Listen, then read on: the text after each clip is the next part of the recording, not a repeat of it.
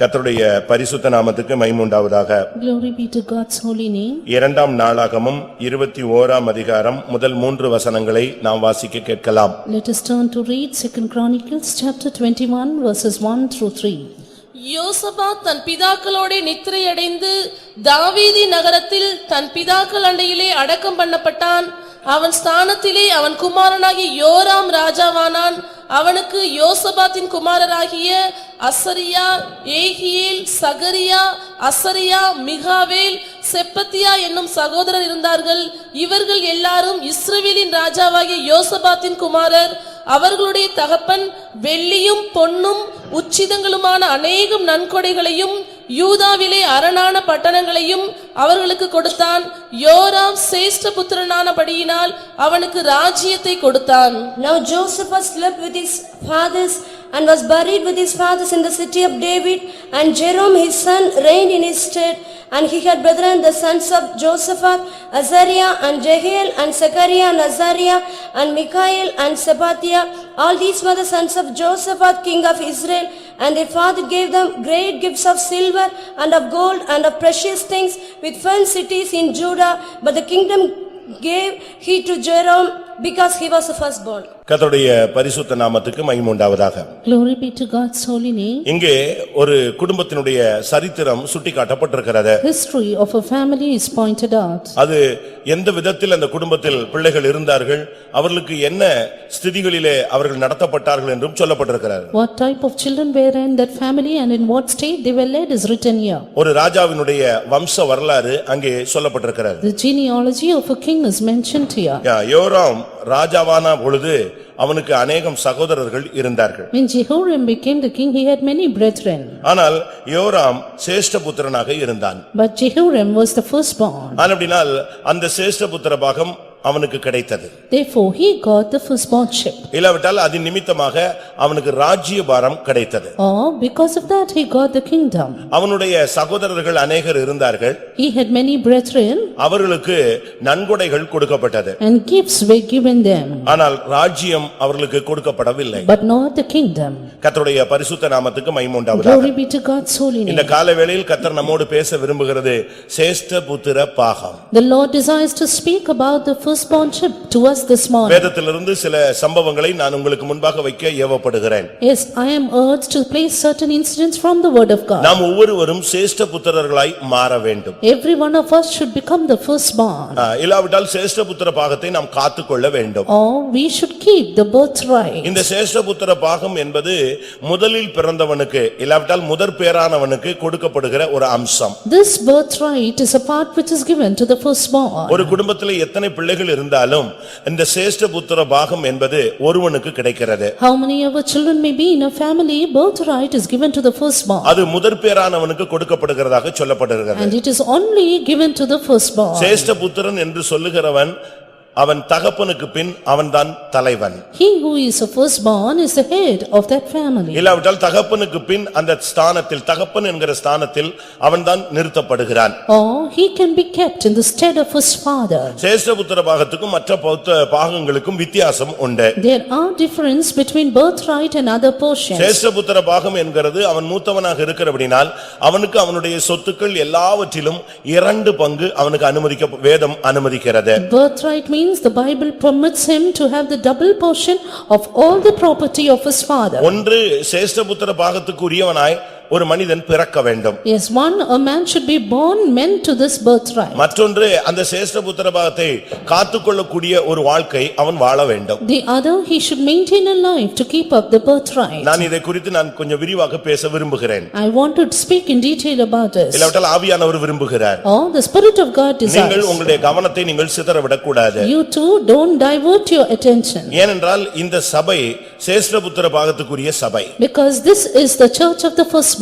இந்த சபை சேஷ்ட புத்திர பாகத்தை பெற்றுக்கொள்ளக்கூடியவர்களுக்காக போதிக்கிற ஒரு சபை. A church which teaches those who should have the birthright. நாம் மற்ற சபைகளைப் போல எதையோ போதித்துவிட்டு நாம் போகிறவர்களும் அல்ல. We are not like other churches teaching something and going away. இந்த சபையை குறித்து நீங்கள் வேதத்திலே பார்க்கும் பொழுது When you see about this church in the word of God. எபிரேயருக்கு எழுதின நிருபம் 12ஆம் அதிகாரத்திலே நான் பார்க்கும் பொழுது Turning to Hebrews chapter 12 23ஆம் வசனத்திலே and verse 23. இந்த சபை முதற்பேரானவர்களின் சபை. This is the church of the firstborn. பரலோகத்தில் பேர் எழுதியிருக்கிற முதற் பேரானவர்களின் சர்வ சங்கமாகிய சபையினிடத்திற்கும் To the general assembly and church of the firstborn, which were written in heaven, and to God the judge of all. பரலோகத்தில் பேர் எழுதியிருக்கிற முதற் பேரானவர்களின் சர்வ சங்கமாகிய சபை. General assembly and the church of the firstborn which are written in heaven. பரலோகத்துல எவ்வளவோ பேருடைய பேர் எழுதப்பட்டிருக்கிறது உண்மை. It is true that many names are written in heaven. பரலோகத்துல பல ரெஜிஸ்டர் மெயின்டைன் பண்ணப்படுகிறது. There are registers maintained in heaven. ஒன்று ஞாபக புஸ்தகம். One, the book of remembrance.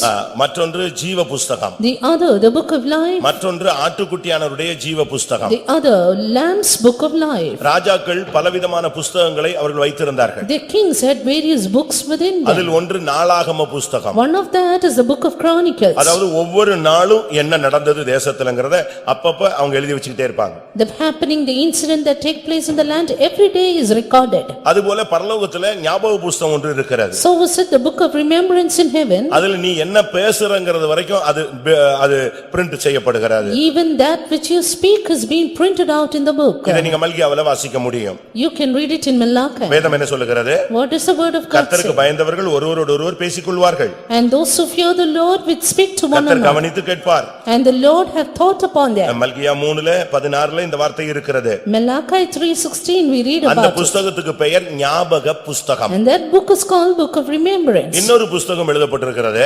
Another book written. அது ஜீவ புஸ்தகம். It is the book of life. அந்த புத்தகத்துல ஞானஸ்நானம் எடுத்த எல்லாருடைய பேரும் இருக்கிறது. The names of all those who have obeyed water baptism is written there. இல்லாவிட்டால் ரட்சிக்கப்படுகிற அந்த ரட்சிக்கப்பட்ட நிலவரத்தில் உள்ளவருடைய பெயர் எழுதப்பட்டிருக்கிறது. All the saved names are being written there. வெளிப்படுத்தல் 20:15 நீங்க பார்க்கலாம். Book of Revelation 20:15 we read. ஜீவ புஸ்தகத்தில் எழுதப்பட்டவனாக காணப்படாதவன் எவனோ அவன்தான் அக்கினி கடல்ல போகிறான். Whosoever was not found written in the book of life will be cast into the lake of fire. 12ஆம் வசனத்தில் நான் பார்க்கும் பொழுது Verse 12. ஜீவ புஸ்தகம் என்கிற வேறொரு புஸ்தகம் திறக்கப்பட்டது. And there was opened another book which is the book of life. அப்பொழுது புத்தகங்கள் திறக்கப்பட்டது. And books were opened. அப்ப ஒவ்வொருவருக்கும் ஒவ்வொருவரை பத்தியும் புஸ்தகம் அங்க இருக்கு. Therefore there are books recorded there in each தெளிவான one's name. சத்தியங்கள் இருக்கு. Clear evidences. அவருடைய வாழ்க்கையினுடைய அனைத்து அம்சங்களும் அங்கே எழுதப்பட்டிருக்கிறது. Every aspect of one's life is recorded. கர்த்தருடைய பரிசுத்த நாமத்துக்கு மகிமை உண்டாவதாக. Glory be to God's holy name. ஆனபடியால் இந்த சபை என்பது ஒரு சாதாரண சபை என்று நீங்கள் எடுத்துக்கொள்ளக் கூடாது. Therefore don't consider this church to be an ordinary one. ஏதோ கல்யாணத்துக்கு வந்த சபை நீங்க நினைச்சிர கூடாது. Just a church for one to be wedded. இல்ல செத்த அடக்கம் பண்றதுக்கு நம்ம சந்தா கட்டற சபைன்னு நினைச்சிர கூடாது. Just a subscription church for us to get buried. நம்ம சபை அப்படிப்பட்ட சபை கிடையாது. Our church is not such. நம்முடைய சர்ச் முதற் பேரானவர்களின் பரலோகத்தில் பேர் எழுதியிருக்கிற முதற் பேரானவர்களின் சர்வ சங்கமாகிய சபை. Our church is the general assembly, the church of the firstborn written in heaven. எங்களுடைய நோக்கம் ஒன்றே ஒன்று, இங்கே வருகிற கால் வைக்கிற ஒவ்வொருவரும் சேஷ்ட புத்திர பாகம் உள்ளவர்களாய் மாற வேண்டும். Our focus is just one thing, everyone who step in here should have the birthright. இல்லாவிட்டால் முதற் பேரானவர்களாய் நீங்கள் மாற வேண்டும். Or we should become the firstborn. இதை ஆவிக்குரிய விதத்திலே எப்படி பெற்றுக்கொள்ள முடியும் என்பதைத்தான் இந்த காலை வேளையிலே கர்த்தர் நமக்கு வலியுறுத்த விரும்புகிறார். This morning the Lord wants to stress on this fact that how we can receive the birthright. இயேசு ஒரு விதத்தில் அவர் முதற் பேரானவர். Jesus on one hand is the firstborn. மத்தேயு 1:25 படி According to Matthew 1:25. அங்கே அவள் தன் முதற் பேரான குமாரனை பெருமளவும் என்று சொல்லப்பட்டிருக்கிறது. It is written until she receive her firstborn son. இயேசு கிறிஸ்து இந்த உலகத்திலே ஒரு தாய்க்கு அவர் ஒரு முதற் பேரானவர். ஆனபடியால் அவர் சேஷ்ட புத்திரத்துக்கு 2 பங்குக்கு உரியவர். Jesus Christ was the firstborn son of a mother in this earth, therefore he had the birthright or double portion. இது எழுத்தின் பிரகாரமாக இந்த உலகத்தில் ஆண்டவராகிய இயேசு கிறிஸ்து ஒரு குடும்பத்தில் முதற் பேரானவர், இல்லாவிட்டால் சேஷ்ட புத்திர பாகத்துக்கு பங்குரியவர். This is a literal fact that our Lord Jesus Christ of an earthly family is the firstborn or belonging to the birthright. இன்னொரு விதத்திலே பார்க்கும் பொழுது In another sense, இந்த முதற் பேறு என்று சொல்லுகிறனுடைய சரியான அர்த்தம் என்ன? what is the right meaning giving of the firstborn. சொத்துல மட்டும் 2 பங்கு கிடையாது. Not just double portion of the இது property. எழுத்தின் பிரகாரமான ஒரு பிள்ளைக்குரிய ஒரு சுதந்திரம். This is a little inheritance. இன்னொரு பகுதியில் பார்க்கும் பொழுது While in another part, இந்த முதற் பேரானவனுக்கு 2 தன்மை இருக்கிறது. the firstborn have two aspects or யார் attributes. முதற் பேரானவனாய் சபையிலேயோ குடும்பத்திலேயோ மாறுகிறானோ அவனை பத்தி கர்த்தர் சொல்லுகிறார், அவன் என்னுடையவன் என்று சொல்லுகிறார். Whoever becomes the firstborn in the church or in the family, the Lord says, he is mine. அதுதான் தேவனுடைய திட்டம். That is the plan of God. இன்னொரு பகுதியில பார்க்கும் பொழுது In another part, இந்த முதற் பேரான அனைத்தும் பரிசுத்தமாக்கப்பட வேண்டும் என்பது தேவனுடைய திட்டமாக இருக்கிறது. it is the plan of God that every firstborn need to be sanctified. இதையும் நாம் விளங்கிக் கொள்ள வேண்டியது அவசியம். Even that we need to understand. யாத்திராகமத்திலே 13ஆம் அதிகாரத்திலே பார்க்கும் பொழுது Turning to book of Exodus chapter 13. 13:2 வாசியுங்கள். Chapter 13 and verse 2. இஸ்ரவேல் புத்திரருக்குள் மனிதரிலும் மிருக ஜீவன்களிலும் கற்பந்திறந்து பிறக்கிற முதற் பேர் அனைத்தையும் எனக்கு பரிசுத்தப்படுத்து, அது என்னுடையது என்றார். Sanctify unto me all the firstborn, whatsoever openeth the womb among the children of Israel, both of man and of beast, it is mine. முதற் பேரான அனைத்தும் என்னுடையது. All the firstborn is mine. அது எனக்காக பரிசுத்தப்படுத்தப்பட வேண்டும். It should be sanctified unto me. அப்ப முதற் பேரானவர்கள் என்பதனுடைய திட்டம் இந்த உலகத்துல ஒரு ரெட்டிப்பான பங்கு மாத்திரம் அல்ல.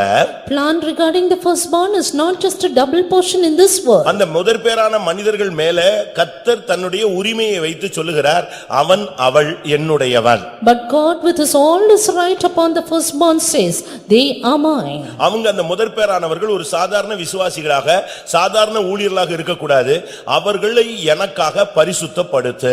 The firstborn should not be an ordinary servant of God or believer, but you need to sanctify them unto me. என்னாகமம் 3ஆம் அதிகாரம் 12ஆம் வசனத்தை பார்க்கும் பொழுது Numbers chapter 3 and verse 12.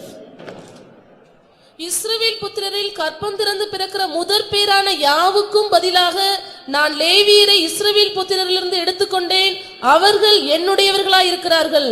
And behold, I have taken the Levites from among the children of Israel, instead of all the firstborn that openeth the matrix among the children of Israel, therefore the Levites shall be mine. இங்கே சேஷ்டபுத்திர பாகத்தை பெற்றுக்கொள்ளும்படியாக இஸ்ரவேல் புத்திரரிலே ஒரு கோத்திரத்தையே கர்த்தர் தனக்காக எடுத்துக்கொள்கிறார். In order to give the birthright, the Lord chose one tribe out of Israel. அவர்கள் என்னுடையவர்கள். And they are mine. அப்படினா இதிலிருந்து என்ன விளங்கிக் கொள்கிறோம்? From this what do we understand? முதல் பிறந்தால் மட்டும் போதாது, Not just being firstborn. அதை காத்துக்கொள்ள வேண்டும். We need to keep it. நாம் அதை காத்துக்கொள்ளாத பட்சத்தில் If we don't keep it, சேஷ்டபுத்திர பாகம் இன்னொரு நபருக்கு போக வாய்ப்பு இருக்கிறதாக வேதம் பழைய ஏற்பாட்டிலும் புதிய ஏற்பாட்டிலும் தெளிவாக சொல்லுகிறது. both in the Old and the New Testament, the Bible says, if we don't keep it, it can slip on to another. இயேசு கிறிஸ்து இந்த உலகத்திலே ஒரு தாய்க்கு ஒரு தகப்பனுக்கு அவர் முதற் பேரானவராய் இருந்தார். Jesus Christ was born as the firstborn to a mother or father in this earth. அதை மத்தேயு 1:25 நாம் பார்க்க முடிந்தது. That we could see in Matthew 1:25. லூக்கா எழுதின சுவிசேஷம் Turning to Luke the Gospel, 2ஆம் அதிகாரம் chapter 2 23ஆம் வசனத்தை பார்க்கும் பொழுது and verse 23. அவர் முதற் பேரானாக இருந்தபடியினால் அவரை குறித்து என்ன எழுதப்பட்டிருக்கிறது? Because he was the firstborn, what is it written about it? முதற் பேரான எந்த ஆண் பிள்ளையும் கர்த்தருக்கு பரிசுத்தமானது எண்ணப்படும் என்று கர்த்தருடைய நியாயப்பிரமாணத்தில் எழுதியிருக்கிறபடி அவரை கர்த்தருக்கு என்று ஒப்புக்கொடுக்கவும், As it is written in the law of the Lord, every male that openeth the womb shall be called holy to the Lord. முதற் பேரானவ என்ற ஒரு திட்டத்தின்படி அவர் பிறந்தபடியினால் அவர் கர்த்தருக்கென்று ஒப்பு கொடுக்கப்பட்டார். Because he was born with the plan of a firstborn, he was dedicated to the Lord. பிரியமானவர்களே, இந்த காலை வேளையிலே நீங்கள் முதற் பேரானவர்களுடைய சர்வ சங்கமாகிய சபையில் இருக்கிறீர்கள். Beloved, this morning you are in the general assembly, the church of the firstborn. இந்த சபையை பத்தி அப்படி ஒரு தரிசனம் எனக்கு இருக்கு, நிச்சயம் இருக்குன்னு சொல்றவங்க கரங்களை உயர்த்தி ஒரு அல்லேலூயா சொல்லுங்கள். இது பரலோகத்தில் பெயர் எழுதியிருக்கிற முதற் பேரானவர்களின் சர்வ சங்கமாகிய சபை. This is the general assembly, the church of the firstborn written in heaven. அப்படியானால் முதற் பேரான அனைத்தும் அவருடையது. Be it so, every firstborn is his. முதற் பேரான அனைத்தும் கர்த்தருக்கென்று பரிசுத்தப்படுத்தப்பட வேண்டும். All the firstborn need to be sanctified unto the Lord. அதனாலதான் பரிசுத்தத்தை நம்முடைய சபையில அதிகமாக வலியுறுத்துகிறோம். Therefore, we lay emphasis on holiness. பணத்தை வலியுறுத்தாமல் பரிசுத்தத்தை வலியுறுத்துகின்ற நோக்கம் அதுதான். That is the focus for which which we emphasis on holiness and not on money. பரிசுத்தம் என்று வருகிற பொழுது When we say about holiness, அது ஒரு அக்கினி. that is a fire. அதனால்தான் நம்முடைய பிரசங்கங்கள் காரசாரமாக அமைகிறது. That is why our messages are also hot now. ரொம்ப ரஃப் அண்ட் டஃப்பா நம்ம டீல் பண்றோம்னு அநேகர் சொல்லுவாங்க. Many would say we are so rough and tough. அப்படிதான் நீங்க சொல்றீங்க? Do you also say யோவான் that? எழுதின சுவிசேஷத்தில் நீங்க பார்க்கும் பொழுது 6ஆம் அதிகாரம் 60ஆம் வசனத்துல இது கடினமான உபதேசம் என்று இயேசுவிடம் சொன்னார்கள். John 6:60, many people came to Jesus and said, this is a hard doctrine. அதிகமான ஒரு முக்கியமான காரியங்களை நீங்க தேர்ச்சி பெறணும்னா அதிக பயிற்சி எடுக்க வேண்டியது அவசியம். If you need to pass on through many examinations, you need to pass through all இது of it. நீங்கள் அபியாசப்படுத்த வேண்டிய ஒரு வாழ்க்கை. This is our life you have to exercise. இயேசு கிறிஸ்து இந்த உலகத்திலே ஒரு தாய் தகப்பனுக்கு முதற் பேரானவராய் பிறந்தார். Jesus was born a firstborn to the worldly father and mother. அப்படினால் அவர் கர்த்தருக்கென்று ஒப்பு கொடுக்கப்பட்டார். Therefore he was dedicated to the Lord. எபிரேயர்களின் நிருபம் 1ஆம் அதிகாரம் 6ஆம் வசனத்தில் பார்க்கும் பொழுது Turning to Hebrews 1:6. அவர் இந்த உலகத்தின்படி இல்லாவிட்டால் எழுத்தின்படி அவர் ஒரு யோசேப்புக்கோ மரியாளுக்கோ முதற் பேரானவர் மாத்திரமல்ல. Not just he was the firstborn to a little Joseph and Mary. எபிரேயர் 1:6 படி. According to Hebrews 1:6. மேலும் தமது முதற்பேரானவரை உலகத்தில் பிரவேசிக்க செய்தபோது தேவதூதர் யாவரும் அவரை தொழுது கொள்ள கடவர்கள் என்றார். And again, when he bringeth in the first begotten into the world, he said, and let all the angels of God worship him. அவர் பிதாவுக்கும் முதற் பேரானவர். Even to father he was first begotten. அதனால தான் தமக்கு முதற் பேரானவர் என்று அங்கே அவர் சொல்லுகிறார். Therefore here he says, whose first begotten. மரியாளுக்கும் யோசேப்புக்கும் மாத்திரம் அவர் முதற் பேரானவர் அல்ல, அவர் பிதாவுக்கும் முதற் பேரான ஒரே பேரான குமாரன். Jesus was just not the firstborn to Mary and Joseph, but even the first begotten of his father. இன்னொரு பகுதியிலே பார்க்கும் பொழுது In another part, கொலோசியர் 1:18 படி. according to Colossians 1:18. கொலோசியர் 1:18. அவரே சபையாகிய சரீரத்திற்கு தலையானவர், எல்லாவற்றிலும் முதல்வராய் இருக்கும்படி அவரே ஆதியும் மரித்தோரிலிருந்து எழுந்த முதற்பேருமானவர். And he is the head of the body, the church, who is the beginning, the firstborn from the dead, that in all things he might have the preeminence. மரித்தோரிலிருந்து எழும்பின முதற் பேரானவர். The firstborn from the dead. மரியாளுக்கு அவர் முதற் பேரானவர் மாத்திரமல்ல, Not just the firstborn of Mary. பிதாவாகிய தேவனுக்கு அவர் முதற் பேரானவர் மாத்திரமல்ல, Not just the first begotten of father. வேதம் சொல்லுகிறது மரித்தோரிலிருந்து எழுந்த முதற் பேரானவர். Word of God says he is the firstborn from the dead. மரித்தோரிலிருந்து எழுந்ததுல அவர்தான் சேஷ்ட புத்திரன். He is the firstborn among those who are resurrected. பிதாவுக்கு அவர்தான் சேஷ்ட புத்திரன். He is the first begotten of the father. மரியாளுக்கும் அவர்தான் சேஷ்ட And Puthiran. he was the firstborn for Joseph and Mary. வெளிப்படுத்தல் 1ஆம் அதிகாரம் 5ஆம் வசனத்தை பார்க்கும் பொழுது Book of Revelation chapter 1 and verse 5. அங்கே அவரை குறித்து என்ன சொல்லப்பட்டிருக்கிறது? What is it said about him? உண்மையுள்ள சாட்சியும் மரித்தோரிலிருந்து முதற் பிறந்தவரும் மரித்தோரில் இருந்து அவர் முதற் பிறந்தவர். First begotten of the dead. மரித்தோரிலிருந்து எழுந்ததினால முதற் பேரானவர். அடுத்து மரித்தோரில் இருந்து அவர் முதற் பிறந்தவர். First begotten from the dead, now first begotten of the dead. இப்படி சொல்லிட்டே போலாம். இயேசுவின் எவ்வளவு பெரிய அவர் ஒரு சேஷ்ட புத்திரன். Likewise you can list out how he is the firstborn. கர்த்தருடைய பரிசுத்த நாமத்துக்கு மகிமை உண்டாவதாக. Glory be to God's holy name. உபாகமம் 21ஆம் அதிகாரத்தை பார்க்கும் பொழுது Turning to Deuteronomy chapter 21. அங்கே அந்த சேஷ்ட புத்திரனுக்கு 2 பங்கு உண்டு என்று சொல்லப்பட்டிருக்கிறது. Here the double portion given to the firstborn is written. உபாகமம் 21:17. Deuteronomy 21:17. வெறுக்கப்பட்டவளிடத்தில் பிறந்தவனை சேஷ்ட புத்திரனாக அங்கீகரித்து தனக்கு உண்டான ஆஸ்திகளில் எல்லாம் 2 பங்கை அவனுக்கு கொடுக்க வேண்டும். அவன் தன் தகப்பனுடைய முதற் பலன் சேஷ்ட புத்திர சுதந்திரம் அவனுக்கே உரியது. But he shall acknowledge the son of the hatred for the firstborn by giving him a double portion of all that he hath, for he is the beginning of his strength, the right of the firstborn is his. இதிலிருந்து என்ன விளங்கிக் கொள்ளுகிறோம்? From this word do we அவன் understand? முதல்ல பிறந்துட்டானா யாரா இருந்தாலும் அவனுக்கு 2 பங்கு கொடுக்கணும். Whoever it may be, if he is the firstborn, he ought to be given the double portion. இதிலிருந்து என்ன விளங்கிக் கொள்ள முடியும்? From this what can we understand? ஒரு தேவனுடைய பிள்ளை முதற் பேரானாய் மாறினால் அவனுக்கு பரலோகத்துல இரட்டிப்பான சுதந்திரம் காத்திருக்கிறது. If a child of God becomes the firstborn, then double portion is waiting for him in heaven. நாம் ஒரு சாதாரண சுதந்திரத்தை பெற்றுக்கொள்ளும்படியாக வந்தவர்கள் அல்ல. We are not come here to receive an ordinary inheritance. நாம் இரட்டிப்பான பங்கை பெற்றுக்கொள்ளும்படியாக அழைக்கப்பட்டவர்கள். We are called are we to receive the double portion. இந்த இரட்டிப்பான போர்ஷன் தான் 2 பங்கு தான் சீயோன், எருசலேம். It is this double portion which is Zion and இதை Jerusalem. பெற்றுக்கொள்ளும்படியாகத்தான் நாம் ஆசையாக தொடருகிறோம். It is to receive this we follow ardently. கர்த்தருடைய பரிசுத்த நாமத்துக்கு மகிமை உண்டாவதாக. Glory be to God's holy name. நான் சில வசனங்களை உங்களுக்கு முன்பாக வைக்கிறேன். Let me quote a few verses. ஒன்று, சேஷ்டபுத்திர பாகத்தை பெற்றுக்கொள்ள ஒருவன் பிறக்க வேண்டும். 1. A man need to be born to receive the firstborn. ஒரு சிலர் பிறந்திருந்தார்கள், Some are born, ஆனால் அதை அவர்கள் காத்துக்கொள்ளவில்லை. but they could not keep it. ஆனபடியால் சேஷ்டபுத்திர பாகம் மற்றவர்களுக்கு போனதாகவும் பைபிள் சொல்லுகிறது. Therefore the Bible says birthright was given to another. ஒன்று பிறத்தல், இரண்டாவது காத்தல். One birth, other keeping. ஒருவேளை நீங்கள் அதுக்கு பிறந்திருக்கலாம், Maybe you're born for it. சபையிலே நீங்கள் பேர் எழுதப்பட்டிருக்கலாம், Your name is written in the ஆனால் church. உங்களுடைய வாழ்விலே அதை நீங்கள் மெயின்டைன் பண்ண வேண்டும், அதை காத்துக்கொள்ள வேண்டும். But you need to maintain it in your life. இல்லாவிட்டால் அது உங்களுக்கு சொந்தமாக முடியாது. Else it cannot be your own. முதற் பேரான அனைத்தும் கர்த்தருடையது. All the firstborn is the அது Lord's. கர்த்தருக்காக பரிசுத்தம் பண்ணப்பட வேண்டும். They should be made holy unto the Lord. அவர்களுக்கு இரண்டு பங்கு உண்டு. Double portion is given them. அவர்கள் உலகத்தில் மாத்திரமல்ல, சபையிலும் அவர்கள் முதற் பலன்களாய் இருக்க வேண்டும். Not just in the world, even the church, they should be first begotten. பரலோகத்திலும் அவர்கள் முதற் பலன் உள்ளவர்களாய் மாற வேண்டும். They should also be first begotten in heaven. கர்த்தருடைய பரிசுத்த நாமத்துக்கு மகிமை உண்டாவதாக. Glory be to God's holy name. நான் இதிலே ஒரு 7 காரியங்களை இல்லாவிட்டால் 5 காரியங்களை சமயத்துக்கு ஏற்ற முன்பாக உங்களுக்கு முன்பாக வைக்கிறேன். According to time, let me point out 7 things about it. முதலாவது ரூபனை குறித்து நாம் பார்க்கலாம். Firstly, about Reuben. ஆதியாகமம் 49ஆம் அதிகாரத்தை நாம் பார்க்கும் பொழுது Turning to Genesis chapter 49, அங்கே என்ன சொல்லப்பட்டிருக்கிறது? what is it being said? ஆதியாகமம் 49:3. Genesis 49:3.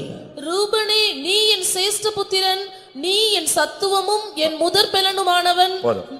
Reuben, thou art my firstborn, my might and the beginning of my strength, the excellency of dignity and the excellency of power. இங்கே ரூபனை குறித்து அழகாக தகப்பன் சொல்லுகிறான். The father says beautiful things about நீ Reuben. என் சேஷ்ட புத்திரன், You are my நீ firstborn. என் சத்துவத்தின் பலன், You are my might, நீ மேன்மையில் பிரதானமானவன். the beginning of my strength. இது அவன் சொல்லுகிற உண்மையான ஒரு வார்த்தை. Yes, this is a true word. ரூபனை குறித்தும் தேவனும் அப்படித்தான் வைத்திருந்தார். Even the Lord has kept Reuben that way. ஆனால் நீங்கள் பிற்கால வசனங்களிலே நீங்கள் படித்து பார்த்தால், But in the verses following you can read, அவனுக்கு அந்த சேஷ்டபுத்திர பாகம் நிலைத்திருந்ததாக நாம் அறிந்து கொள்ள முடியவில்லை. we cannot see that his birthright was existing in him. ஒரு ஆசீர்வதிக்கப்பட்ட ஒரு குடும்பத்தினுடைய முதல் பிள்ளை, The firstborn of a blessed family. கர்த்தர் அவனை தன்னுடைய ஒரு சத்துவத்தின் பலனை போல அவனை வைத்திருந்தார். The Lord had kept him as the beginning of his strength. அவனுடைய வாழ்வை பற்றி நமக்கு ஓரளவு தெரியும். We know quite about his life. ஆனால் முடிவு எப்படி இருந்தது? But what was his end? அவனுக்கு சந்ததி இருந்தது. He had the generation. அந்த சந்ததிகள் இன்றைக்கும் இஸ்ரவேல் தேசத்திலே இருக்கிறார்கள். The generation is even today in Israel. ஆனாலும் சேஷ்டபுத்திர பாகம் அவனுக்கு நிலைத்திருக்கவில்லை. But the birthright could not be found in him. நீங்கள் வேதத்தை சரியாக விதத்தில் ஆராய்ந்து பார்த்தால், Yes, if you would examine the word of God, பிறந்ததினால் மாத்திரமல்ல, not just because of birth, வாழ்வு சரியில்லாவிட்டால் அது நிலைத்திருக்காது என்பதையும் நாம் விளங்கிக் கொள்ள வேண்டும். and even if our life is not right, birthright cannot continue. இது எந்த அடிப்படையில இன்னொருவனுக்கு அது கொடுக்கப்பட்டது? In what basis was it given to another? அதை நாம் விளங்கிக் கொள்ள வேண்டியது அவசியம். We need to understand this. சிலர் சொத்துக்களை பிரிப்பார்கள். Some divide their portions. ஒவ்வொரு விதங்களிலே பிரிக்கிறதை நாம் பார்க்கலாம். They divide it in various ways. தங்களுக்கு பிரியமான பிள்ளைகளுக்கு பிரிப்பார்கள். And portion to their dearly beloved. ஒரு சிலர் தங்களுடைய கவனிக்காத பிள்ளைகளை விட்டு விடுவார்கள். And some will leave for their children. இப்படி பலரும் பல விதங்களிலே பிரிக்கிறதை நாம் பார்க்கலாம். Likewise, everyone according to their wish. அதுக்கு ஒவ்வொரு குடும்பங்களிலும் ஒவ்வொரு காரணங்கள் உண்டு. And there are reasons in every family for that. இங்கே நாம் பார்க்கும் பொழுது, Here we say, வாழ்க்கையின் தனிப்பட்ட சுபாவத்தின் அடிப்படையில் இந்த சேஷ்டபுத்திர பாகம் அவனை விட்டு விலகி போய்விட்டது. this birthright was off from him because of his personal character lackness. ஆதியாகமம் 49ஆம் அதிகாரம் 4ஆம் வசனத்தை பார்க்கும் பொழுது, Genesis 49:4. அந்த சேஷ்டபுத்திர பாகத்துக்காக பிறந்த அந்த மனுஷன் தண்ணீரை போல தளம்பினான். That man born for birthright now was unstable as water. ஆனபடியால் வேதம் என்ன சொல்லுகிறது? Therefore the word of God நீ says, மேன்மை அடைய மாட்டாய். thou shall not excel. இந்த மார்க்கத்துல வந்துட்ட பின்பு உனக்குள்ள ஒரு தழும்புதல் வரக்கூடாது. After coming into this religion, you should not be unstable. சரியா பச்சையாக சொல்ல போனால் ஜீவியத்துல தடுமாற்றங்கள் வரக்கூடாது. In a raw way, you should not stumble in your life.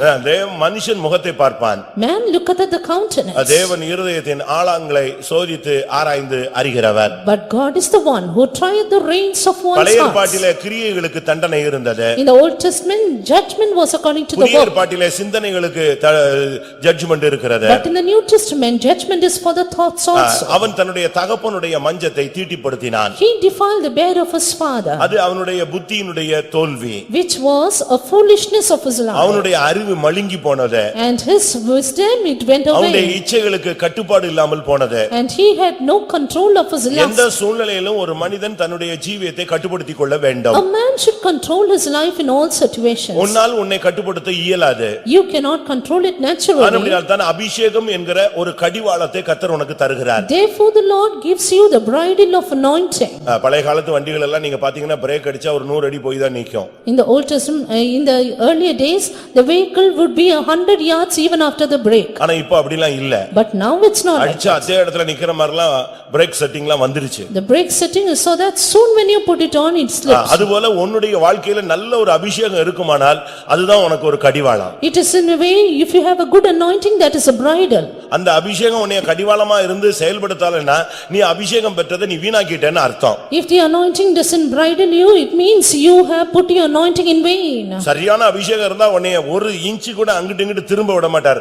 அப்பப்ப இழுத்துக்கிட்டே இருக்கும். A good anointing will not allow you to turn even an inch away. அது என்ன கடிவாளம்? What is that இந்த bridle? கடிவாளம்னா குதிரைக்கு போட்டுருப்பாங்க. The bridle is given to the horses. மாடுகளுக்கெல்லாம் மூக்கணாங்கயிறுன்னு ஒன்னு போட்டு வச்சிருப்பான். And even for the ox, it is given in a different way. மூக்குல குத்தி வச்சிருப்பான். That is in his nose. இந்த கயிறை இழுக்கும்போது When they drag this rope, அந்த மூக்குல போய் அந்த கயிறு அறுக்குற மாதிரி இழுக்கும். that will be like to break the nose. என்ன வேகத்துல இருந்தாலும் அந்த மாடுக்கு அது பிறகு அந்த வழியில அப்படியே நின்றும். However speed the ox goes, suddenly it stops. அதே போல மாட்டுக்கு வாய்க்குள்ள போட்டுருப்பான். So is it even for the ox, it is in the mouth. ஒரு குண்டு மாதிரி வாய்க்குள்ள போட்டு கட்டி வச்சிருப்பாங்க. In the mouth for the horses, and they bride it up. அத போட்டு இழுத்துட்டா குதிரைக்கு அத போட்டுருப்பாங்க. And it is for the horses. அந்த குதிரைக்கு அத போட்டுட்டு இழுத்துட்டான்னா அந்த குதிரை என்ன ஸ்பீட்ல போனாலும் இழுத்துட்டா போதும்.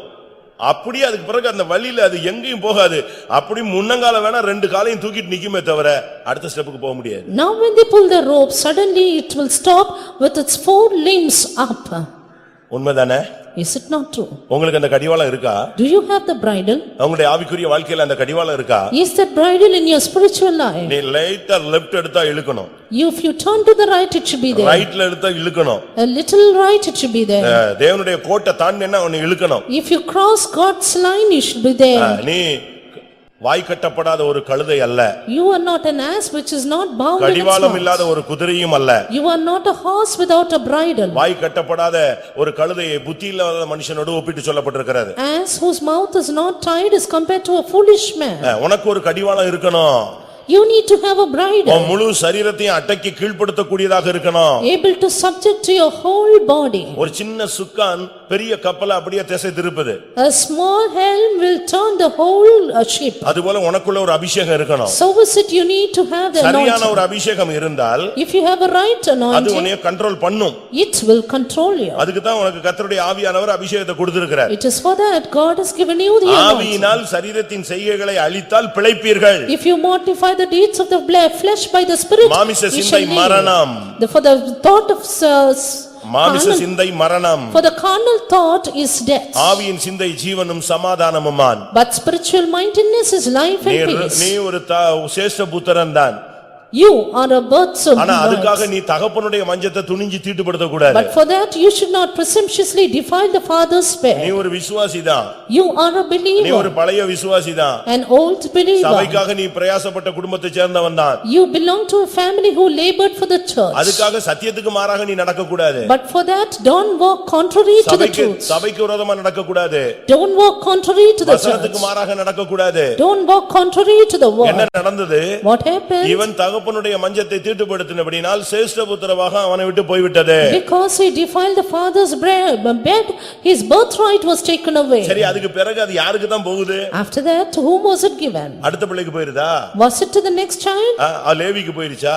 Was it given to Levi? இல்ல நப்தலிக்கு போயிருச்சா? Or to Naphtali? இல்ல செபுலோனுக்கு போயிருச்சா? Or to Zebulun? இல்ல சிமியோனுக்கு போயிருச்சா? Or to Simeon? இல்ல தானுக்கு போயிருச்சா? Or to Dan? இல்ல ஆசேருக்கு போயிருச்சா? Or to Asher? இல்ல இசக்காருக்கு போயிருச்சா? Or to Issachar? அது யாருக்கு தான் போனது? போனது? But to whom was it given? எந்த அடிப்படையிலே வேதம் இந்த சேஷ்ட புத்திரபாகத்தை எடுத்ததோ எந்த அடிப்படையில் இன்னொருவனுக்கு அது கொடுக்கிறது? And in what basis was the birthright taken away, and on what basis was it given to another? 1 நாளாகமம் 5ஆம் அதிகாரத்தை பார்க்கும் பொழுது First Chronicles chapter 5. அது யாருக்கு போயிருச்சுங்கிறது தெளிவா இருக்கு. It is very clear to whom it went. 1 நாளாகமம் 5ஆம் அதிகாரம் First Chronicles 5 5:1-2 verses 1 and 2. Ruban இஸ்ரவேலுக்கு பிறந்த சேஷ்ட புத்திரன். திரும்ப வாசிங்க. ரூபன் இஸ்ரவேலுக்கு முதற் பிறந்த சேஷ்ட புத்திரன். ஆனாலும் அவன் தன் தகப்பனுடைய மஞ்சத்தை தீட்டுப்படுத்தினபடியினால் கோத்திரத்து அட்டவணையிலே அவன் முதற் பிறந்தவனாக எண்ணப்படாமல் அவனுடைய சேஷ்ட புத்திர சுதந்திரம் இஸ்ரவேலின் குமாரனாகிய யோசேப்பின் குமாரருக்கு கொடுக்கப்பட்டது. யூதா தன் சகோதரர்களை பலத்ததினால் ராஜாதிபத்தியம் அவன் சந்ததியில் உண்டானது.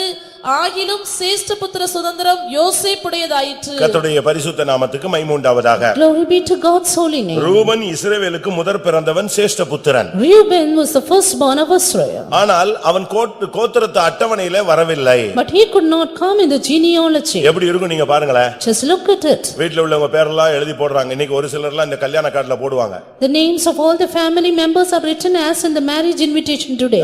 அங்க பிறந்தவன் அவ்வளவு வரையும் எழுதிடுவான்னு வச்சுக்கோங்களேன். And they write the names of everyone who is born. ஒரு சிலர் நம்ம சபையில உள்ள கல்யாணம் நடந்துச்சுன்னா சபையில மட்டும் ரொம்ப டீசென்ட்டா ஒரு போஸ்ட் கார்டு மாதிரி அடிச்சு கொடுத்துருவான். அங்க பாத்தீங்கன்னா ஒரு புத்தகமே சொந்தக்காரனுக்கு அடிச்சு கொடுத்திருப்பான். Some people who conduct their weddings in the churches, they will have a decent cards for the people in the church, while for their family members even a booklet. அங்க அக்கா மாப்பிள்ளை அண்ணன் சொந்தம் தாய் வழி சொந்தம் தகப்பன் வழி சொந்தம் இதெல்லாம் போடலன்னா அவன் வரமாட்டான். With their relatives all clearly listed out in the card. அப்படி போடாம விட்டுட்டா வந்தாலும் சண்டைய போட்டு இங்க கல்யாணத்தையே சாவுடாக்கிட்டு போயிடுவான். If you spare someone, they will come and pick up a quarrel there. அவனை விடுங்க, நம்ம விசுவாசிகளே தாம் பேரை போடலன்னா போக மாட்டான். Our believers themselves, if their name is not there, they will not go. ஆனா போட்டா போயிடுவான். And if their name is there, they'll go. நீங்க எதுக்கு நான் இது சொல்றேன்? Why I say this is, கோத்திரத்து அட்டவணையில Ruban பேரையே பைபிள்ல இருந்து கர்த்தர் எடுத்துட்டார். the Lord removed the name of Reuben from the genealogy. அங்க பரிசுத்தம் இல்ல. Because there is no holiness. பரிசுத்தம் இல்லாமல் ஒருவனும் தேவனை தரிசிப்பதில்லையே. And holiness without which no man shall see the Lord. இருதயத்தில் சுத்தமுள்ளவர்கள் பாக்கியவான்கள், அவர்கள் தேவனை தரிசிப்பார்கள். Blessed are the pure in heart, for they shall see God. ரூபனுடைய இருதயம் கெட்டுப்போனது மாத்திரமல்ல, Not only Reuben's heart was spoiled, அவனுடைய மனது கெடுக்கப்பட்டது மாத்திரமல்ல, not only his mind was spoiled, அவனுடைய சரீரமும் கெட்டுப்போனது, even his body was அவனுடைய corrupted, வாழ்க்கையும் கெட்டுப்போனது, his life too, சேஷ்ட புத்திரபாகமும் கெட்டுப்போய் விட்டது. even birthright. இப்பொழுது அது யோசேப்பின் சந்ததிக்கு போய் விட்டது. Now it went to the generation of சேஷ்ட Joseph. புத்திர சுதந்திரம் யோசேப்புடையதாயிற்று. Birthright was Joseph's, அது யோசேப்பின் குமாரருக்கு போய் சேர்ந்து விட்டது. went to the sons of Joseph. எந்த அடிப்படையில் தேவன் இதை கொடுத்தார்? On what basis did the Lord give தேவன் it? கையில உள்ள ஸ்கேல் எந்த அடிப்படையில் இருக்கிறது? What measuring scale did the Lord have? தேவனுடைய கையில உள்ள கோல் பரிசுத்தம். The rod was the rod of holiness. அதுதான் தேவனுடைய கையில உள்ள கோல். That was the measuring rod. அந்த ரேஷியோல தான் என்னையும் கணக்கு போடுவாரு. It is with that ratio the Lord will count அங்க us. நடந்த அதுதான் முக்கியமான சம்பவம். That is the important incident there. ஒரு நாள் ஜீவியத்திலே இச்சைக்காக தன்னுடைய வாழ்வை கெடுத்துக்கொண்ட அந்த மனுஷன் தன்னுடைய சந்ததிக்கே அவன் சேஷ்ட புத்திரபாகத்தை இழக்க காரணமானான். That man who spoiled his life for one day's lust was the cause of the birthright to depart from the generation. ஆனால் ஒரு நாள் தன்னுடைய ஜீவியத்திலே பரிசுத்தத்தை காத்துக்கொண்டபடியினால், But that man who kept holiness that one day, போத்திபாருடைய மனைவி அவனுடைய கையை பிடித்து இழுத்த பொழுது, when Potiphar's wife want to drag his பாவத்துக்கு hand, விலகி ஓடினதான அந்த யோசேப்புக்கு அந்த இழந்து போனதான சேஷ்ட புத்திரபாகத்தை தேவன் அவனுக்கும் அவன் சந்ததிக்கும் கொடுத்தார். to that Joseph who fled away from sin, the Lord gave the birthright to him and his generation. தேவனுடைய கையில உள்ளதான அந்த ஸ்கேல் பரிசுத்தம், அதன்படிதான் சேஷ்ட புத்திரபாகம் நிலைத்திருக்கும், இல்லாவிட்டால் நீக்கப்படும். The measuring rod in the hand of God was holiness, and it is on that basis the birthright will stand. 1 நாளாகமம் 5:1-2 வசனங்கள் காரணத்தை தெளிவாக சுட்டிக்காட்டுகிறது. First Chronicles 5:1-2 clearly points out the matter. யோசேப்பு பாவத்துக்கு விலகி ஓடின மனிதன், Joseph fled from sin. தேவனுக்கு பயந்த மனிதன், He man who feared God, பாவம் செய்யாத மனிதன், man who did not sin, தன்னை காத்துக்கொண்ட மனிதன், man who kept himself, பாவம் செய்யாததினால் சிறைச்சாலையில வருடக்கணக்காய் அடிபட்ட மனிதன், man endured in the prison years together for that. அவன் கொஞ்சம் பாவத்தோடு ஒத்து போயிருந்தால் If he had compromised with sin a அவனுடைய little, வாழ்வு செழிப்பாக மகிமையாக மேன்மையாக அமைந்திருக்கும். his life would have been prosperous and excellent, ஆனால் கரைபட்டவனாய் வாழ்ந்திருப்பான். but he would have been stained in his life. கர்த்தருடைய பட்டியலிலே வந்திருக்க மாட்டான். He would not have been enlisted in அவன் சிங்காசனத்துக்கு வந்திருக்க மாட்டான். He would not have come to the throne. அவனுடைய அழைப்போ தரிசனமோ நிறைவேறி இருக்காது. His vision wouldn't be fulfilled. அவன் தன்னுடைய ஜீவியத்தை அவன் காத்துக்கொண்ட பொழுது, But when he kept his life, பரிசுத்தம் என்கிற கடிவாளத்தினால் தன்னை கட்டுப்படுத்திக் கொண்ட பொழுது, when he controlled his life with the bridle of holiness, அபிஷேகத்தினால் தன்னை அடக்கி ஆண்ட பொழுது, because he subjected himself with the தன்னுடைய anointing, சரீரத்தின் இச்சைகளை ஆசை இச்சைகளை சிலுவையிலே அறைந்த பொழுது, because he crucified the affections and lust on the cross, சேஷ்டபுத்திர பாகம் அவனுடையதாய் மாறிற்று. birthright became his. கர்த்தருடைய பரிசுத்த நாமத்துக்கு மகிமை உண்டாவதாக. Glory be to God's holy name. அடுத்ததாக நாம் பார்க்கும் பொழுது, Nextly, ஆதியாகமம் book of Genesis, 21 அதிகாரம் 10 வசனம். chapter 21 and verse 10. 21:10. ஆபிரகாமை நோக்கி, இந்த அடிமை பெண்ணையும் அவள் மகனையும் புறம்பே தள்ளும். இந்த அடிமை பெண்ணின் மகன் என் குமாரனாகிய ஈசாக்கோடே சுதந்திரவாளியா இருப்பதில்லை என்றாள். Wherefore she said unto Abraham, Cast out this bondwoman and her son, for the son of this bondwoman shall not be heir with my son, even with Isaac. இங்கே இஸ்மவேலை வேண்டாம் சுதந்திரவாளியாக இருப்பதில்லை என்று தள்ள ஒரு பெண் சொல்லுகிறாள். A woman here said that Ishmael should be cast out not to be an heir. ஆபிரகாமுடைய சேஷ்டபுத்திரன் யாரு? But who was the firstborn of Abraham? ஆபிரகாமுடைய சேஷ்டபுத்திரன் யாரு? Firstborn of Abraham? Ishmael. Ishmael, ஈசாக்கு அல்ல. not Isaac. அதுக்கு தான் முதல்ல ஒரு வசனம் வாசிக்க சொன்னேன். That is why I asked you to read a verse. உபாகமம் 21:17 மறுபடியும் வாசிக்க கேட்கலாம். Deuteronomy 21:17. வெறுக்கப்பட்டவளிடத்தில் பிறந்தவனை சேஷ்ட புத்திரனாக அங்கீகரித்து, எப்படி? வெறுக்கப்பட்டவளிடத்தில் அவன் பிறந்திருந்தாலும் அவன் முதல்ல பிறந்தான்னா அவனை சேஷ்டபுத்திரனாக அங்கீகரிக்க வேண்டும். Though he be the son of the hated, he should be acknowledged as the firstborn. அவனுக்கு 2 பங்கு கொடுக்க வேண்டும். He should be given the double portion. அவன் தான் சேஷ்டபுத்திரன். He is the firstborn. அப்ப வெறுக்கப்பட்ட அந்த ஆகார் என்ற அடிமை பெண்ணிடத்திலே பிறந்த இஸ்மவேல் அவன் சேஷ்டபுத்திரன். This Ishmael born to the hated bondwoman is that firstborn. Abraham அவளை அந்த குழந்தையை அதிகமாக நேசித்தான். Abraham loved the child much. தான் பிள்ளையை பத்தி யாராவது லேசா சொல்லிட்டா டென்ஷன் ஆயிடுவான். If someone would speak something about his son, he would be in tension. நம்ம பிள்ளைகளை கூட அப்படிலாம் ஒரு சில பெற்றோர்கள் ரொம்ப நேசிக்கிறாங்க. Even some parents love their children much. இவங்களும் கண்டிக்க மாட்டாங்க. And they won't judge them. யாராவது கண்டிச்சிட்டா இவங்களுக்கு பேய் வந்த மாதிரி வந்துரும். If somebody would punish, they would be demon possessed. சிலர் சர்ச்சில கண்டிச்சா கூட உடனே அந்த டீச்சரை போய் பாஸ்டர்ட்ட சொல்றான், என் பிள்ளைய அடிச்சுட்டான், என் பிள்ளைய பார்த்தே அடிச்சிட்டான் அப்படிமா. Even if their Sunday school teachers punish them, they would go and complain it to the pastor. இன்னும் ஒரு சிலர் தான் பிள்ளைய அடிச்சிட்டான்னு சொல்லிட்டு பிரதரை அடிச்சுட்டாரு, பாஸ்டரை அடிச்சுட்டாருன்னு சொல்லி பெரிய பாஸ்டர்ட்ட போய் சொல்றான். Some others they say the brother and the pastor beat him and go and complain to the center pastor. ஸ்கூல்ல அடிச்சிட்டான உடனே போலீஸ் ஸ்டேஷன்ல போய் கேஸ் கொடுக்கறான், என் பிள்ளைய teacher அடிச்சுட்டான். When they beat in the school, they go and complain in the police station. ஆனா Bible என்ன சொல்லுது தெரியுமா? But what does the Bible say? Bible தெரியுமா உங்களுக்கு? Do you know the Bible? Bible தெரியுமா? Do you know? பைபிள் சொல்லுகிறது ஒருத்தனுக்கு அடங்காத புள்ள இருந்தா அவனை சபையில கொண்டு வந்து வை, அவனை எல்லாரும் கல்லெறிஞ்சு அவனை கொன்றுங்கறாரு. Bible says if you have a stubborn child, then bring him to the church and stone him to death. அப்படி இருக்கா? இதே உபாகமம் 21:17 வாசிச்சீங்க இல்லையா? 18க்கு போங்க. Go to verse 18 of Deuteronomy chapter 21. தன் தகப்பன் சொல்லையும் தன் தாயின் சொல்லையும் கேளாமலும் அவர்களால் தண்டிக்கப்பட்டும் அவர்களுக்கு கீழ்ப்படியாமலும் போகிற அடங்காத துஷ்ட பிள்ளை ஒருவனுக்கு இருந்தால், அவன் தகப்பனும் அவன் தாயும் அவனை பிடித்து அவன் இருக்கும் பட்டணத்தின் மூப்பரிடத்திற்கும் அவ்விடத்து வாசலுக்கும் அவனை கொண்டு போய், எங்கள் மகனாகி இவன் அடங்காத துஷ்டனாய் இருக்கிறான், எங்கள் சொல்லை கேளான், பெருந்தீனிக்காரனும் குடியனுமாயிருக்கிறான் என்று பட்டணத்தின் மூப்பரோடே சொல்வார்களாக. அப்பொழுது அவன் சாகும்படி அந்த பட்டணத்து மனிதர் எல்லாரும் அவன் மேல் கல்லெறிய கடவர்கள். யாராவது ஒரு விசுவாசி இப்படி செய்வீங்களா? Will any of you the believer do this? செய்வோமா? Will we? பைபிள் நீங்க போதிச்சா ரொம்ப டஃப்பா போதிக்கிறோங்கறாங்களே, பைபிள்ல இருக்கிறதானே சொல்றோம். We only teach that which is in the Bible. தன் இஷ்டத்தின்படி விழப்பட்ட எந்த பையனோ பிள்ளையோ தன் பெற்றோருக்கு கேவலத்தை உண்டு பண்ணுவான், லட்சையை உண்டு பண்ணுவான்னு பைபிள் சொல்லுது. Any son or daughter left according to his own wish will only create shame to his parents, says the Bible. ஒரு சிலர் சொல்றாங்க அது வளர்ந்த பிறகுதான் அவனுக்கு அந்த புத்திலாம் வரும், அது வரைக்கும் நம்ம இஷ்டத்துக்கு நம்ம நல்லா வளர்க்கணும். எப்படி வளர்க்கற? நீ ஒழுங்கா இப்பமே தமிழ்ல சொல்லுவான், முருங்கை என்ன செய்யணும்? முறிச்சு வளர்க்கணும். The tree should be broken up then and there and then grow. கேரளால ஒரு பழமொழி உண்டா, பிள்ளாருக்கு காலையிலேயே கொடுக்க வேண்டியதை கொடுத்துட்டா அன்னைக்கு முழுசும் அதை ஞாபகத்துல வச்சுக்கிட்டே இருப்பான். And if you give that which they ought to be given in the morning, the whole day they will have it in mind. நமக்கு இன்னைக்கு பிள்ளைகளை கண்டிக்க அநேகருக்கு சக்தி இல்ல. But today we do not have the power to chastise our children. எந்த ஒரே பிள்ளையா இருந்தாலும் சரி 9 பிள்ளையா இருந்தாலும் சரி நீங்க எல்லாரையுமே கண்டிச்சு தான் வளர்க்கணும். Be it your only child or 9 children, you have to chastise them. நல்ல அதாவது பாசம் இருக்கணும். You should have been affectionate. அந்த பாசத்தை வந்து கட்டுக்கடங்காத இஷ்டத்துக்கு வளர்க்கறதுல காட்டக்கூடாது. It's not to grow them up in their own wish. அந்த பாசத்தை நீங்க அந்த பிள்ளை பாதிக்கப்படும் பொழுது நீங்க காட்டணும். But use your affection when they are affected. ஆனா கண்டிப்பு எப்பொழுதுமே இருக்கணும். But your correction should be always there. தகப்பன் சிட்சியாத புத்திரன் உண்டோ? Is there a son whom the father does not chastise? அப்படி அவன் சிட்சிக்கா விட்டால் If he does not chastise? சொல்லுங்க. ஓம் பிள்ளை இல்ல, அவன் யார் பிள்ளை? வேசியின் பிள்ளைன்னு சொல்லிருக்கு. அடுத்தவன் பிள்ளை எப்படி நம்ம போய் சிட்சிக்க முடியும்? He is the son of a fornicator, bastard, says the word of God. தகப்பன் எவனிடத்தில் அன்பு கூறுகிறானோ அவனை என்ன செய்கிறான்? சிட்சிக்கிறான். Whom the father loveth, he chastiseth. அதனால நீங்க இந்த விஷயத்துல ரொம்ப கவனமாக இருக்கணும். Therefore you should be very careful in this matter. Abraham வந்து தான் பிள்ளையை ரொம்ப நேசிச்சான். Abraham loved his son much.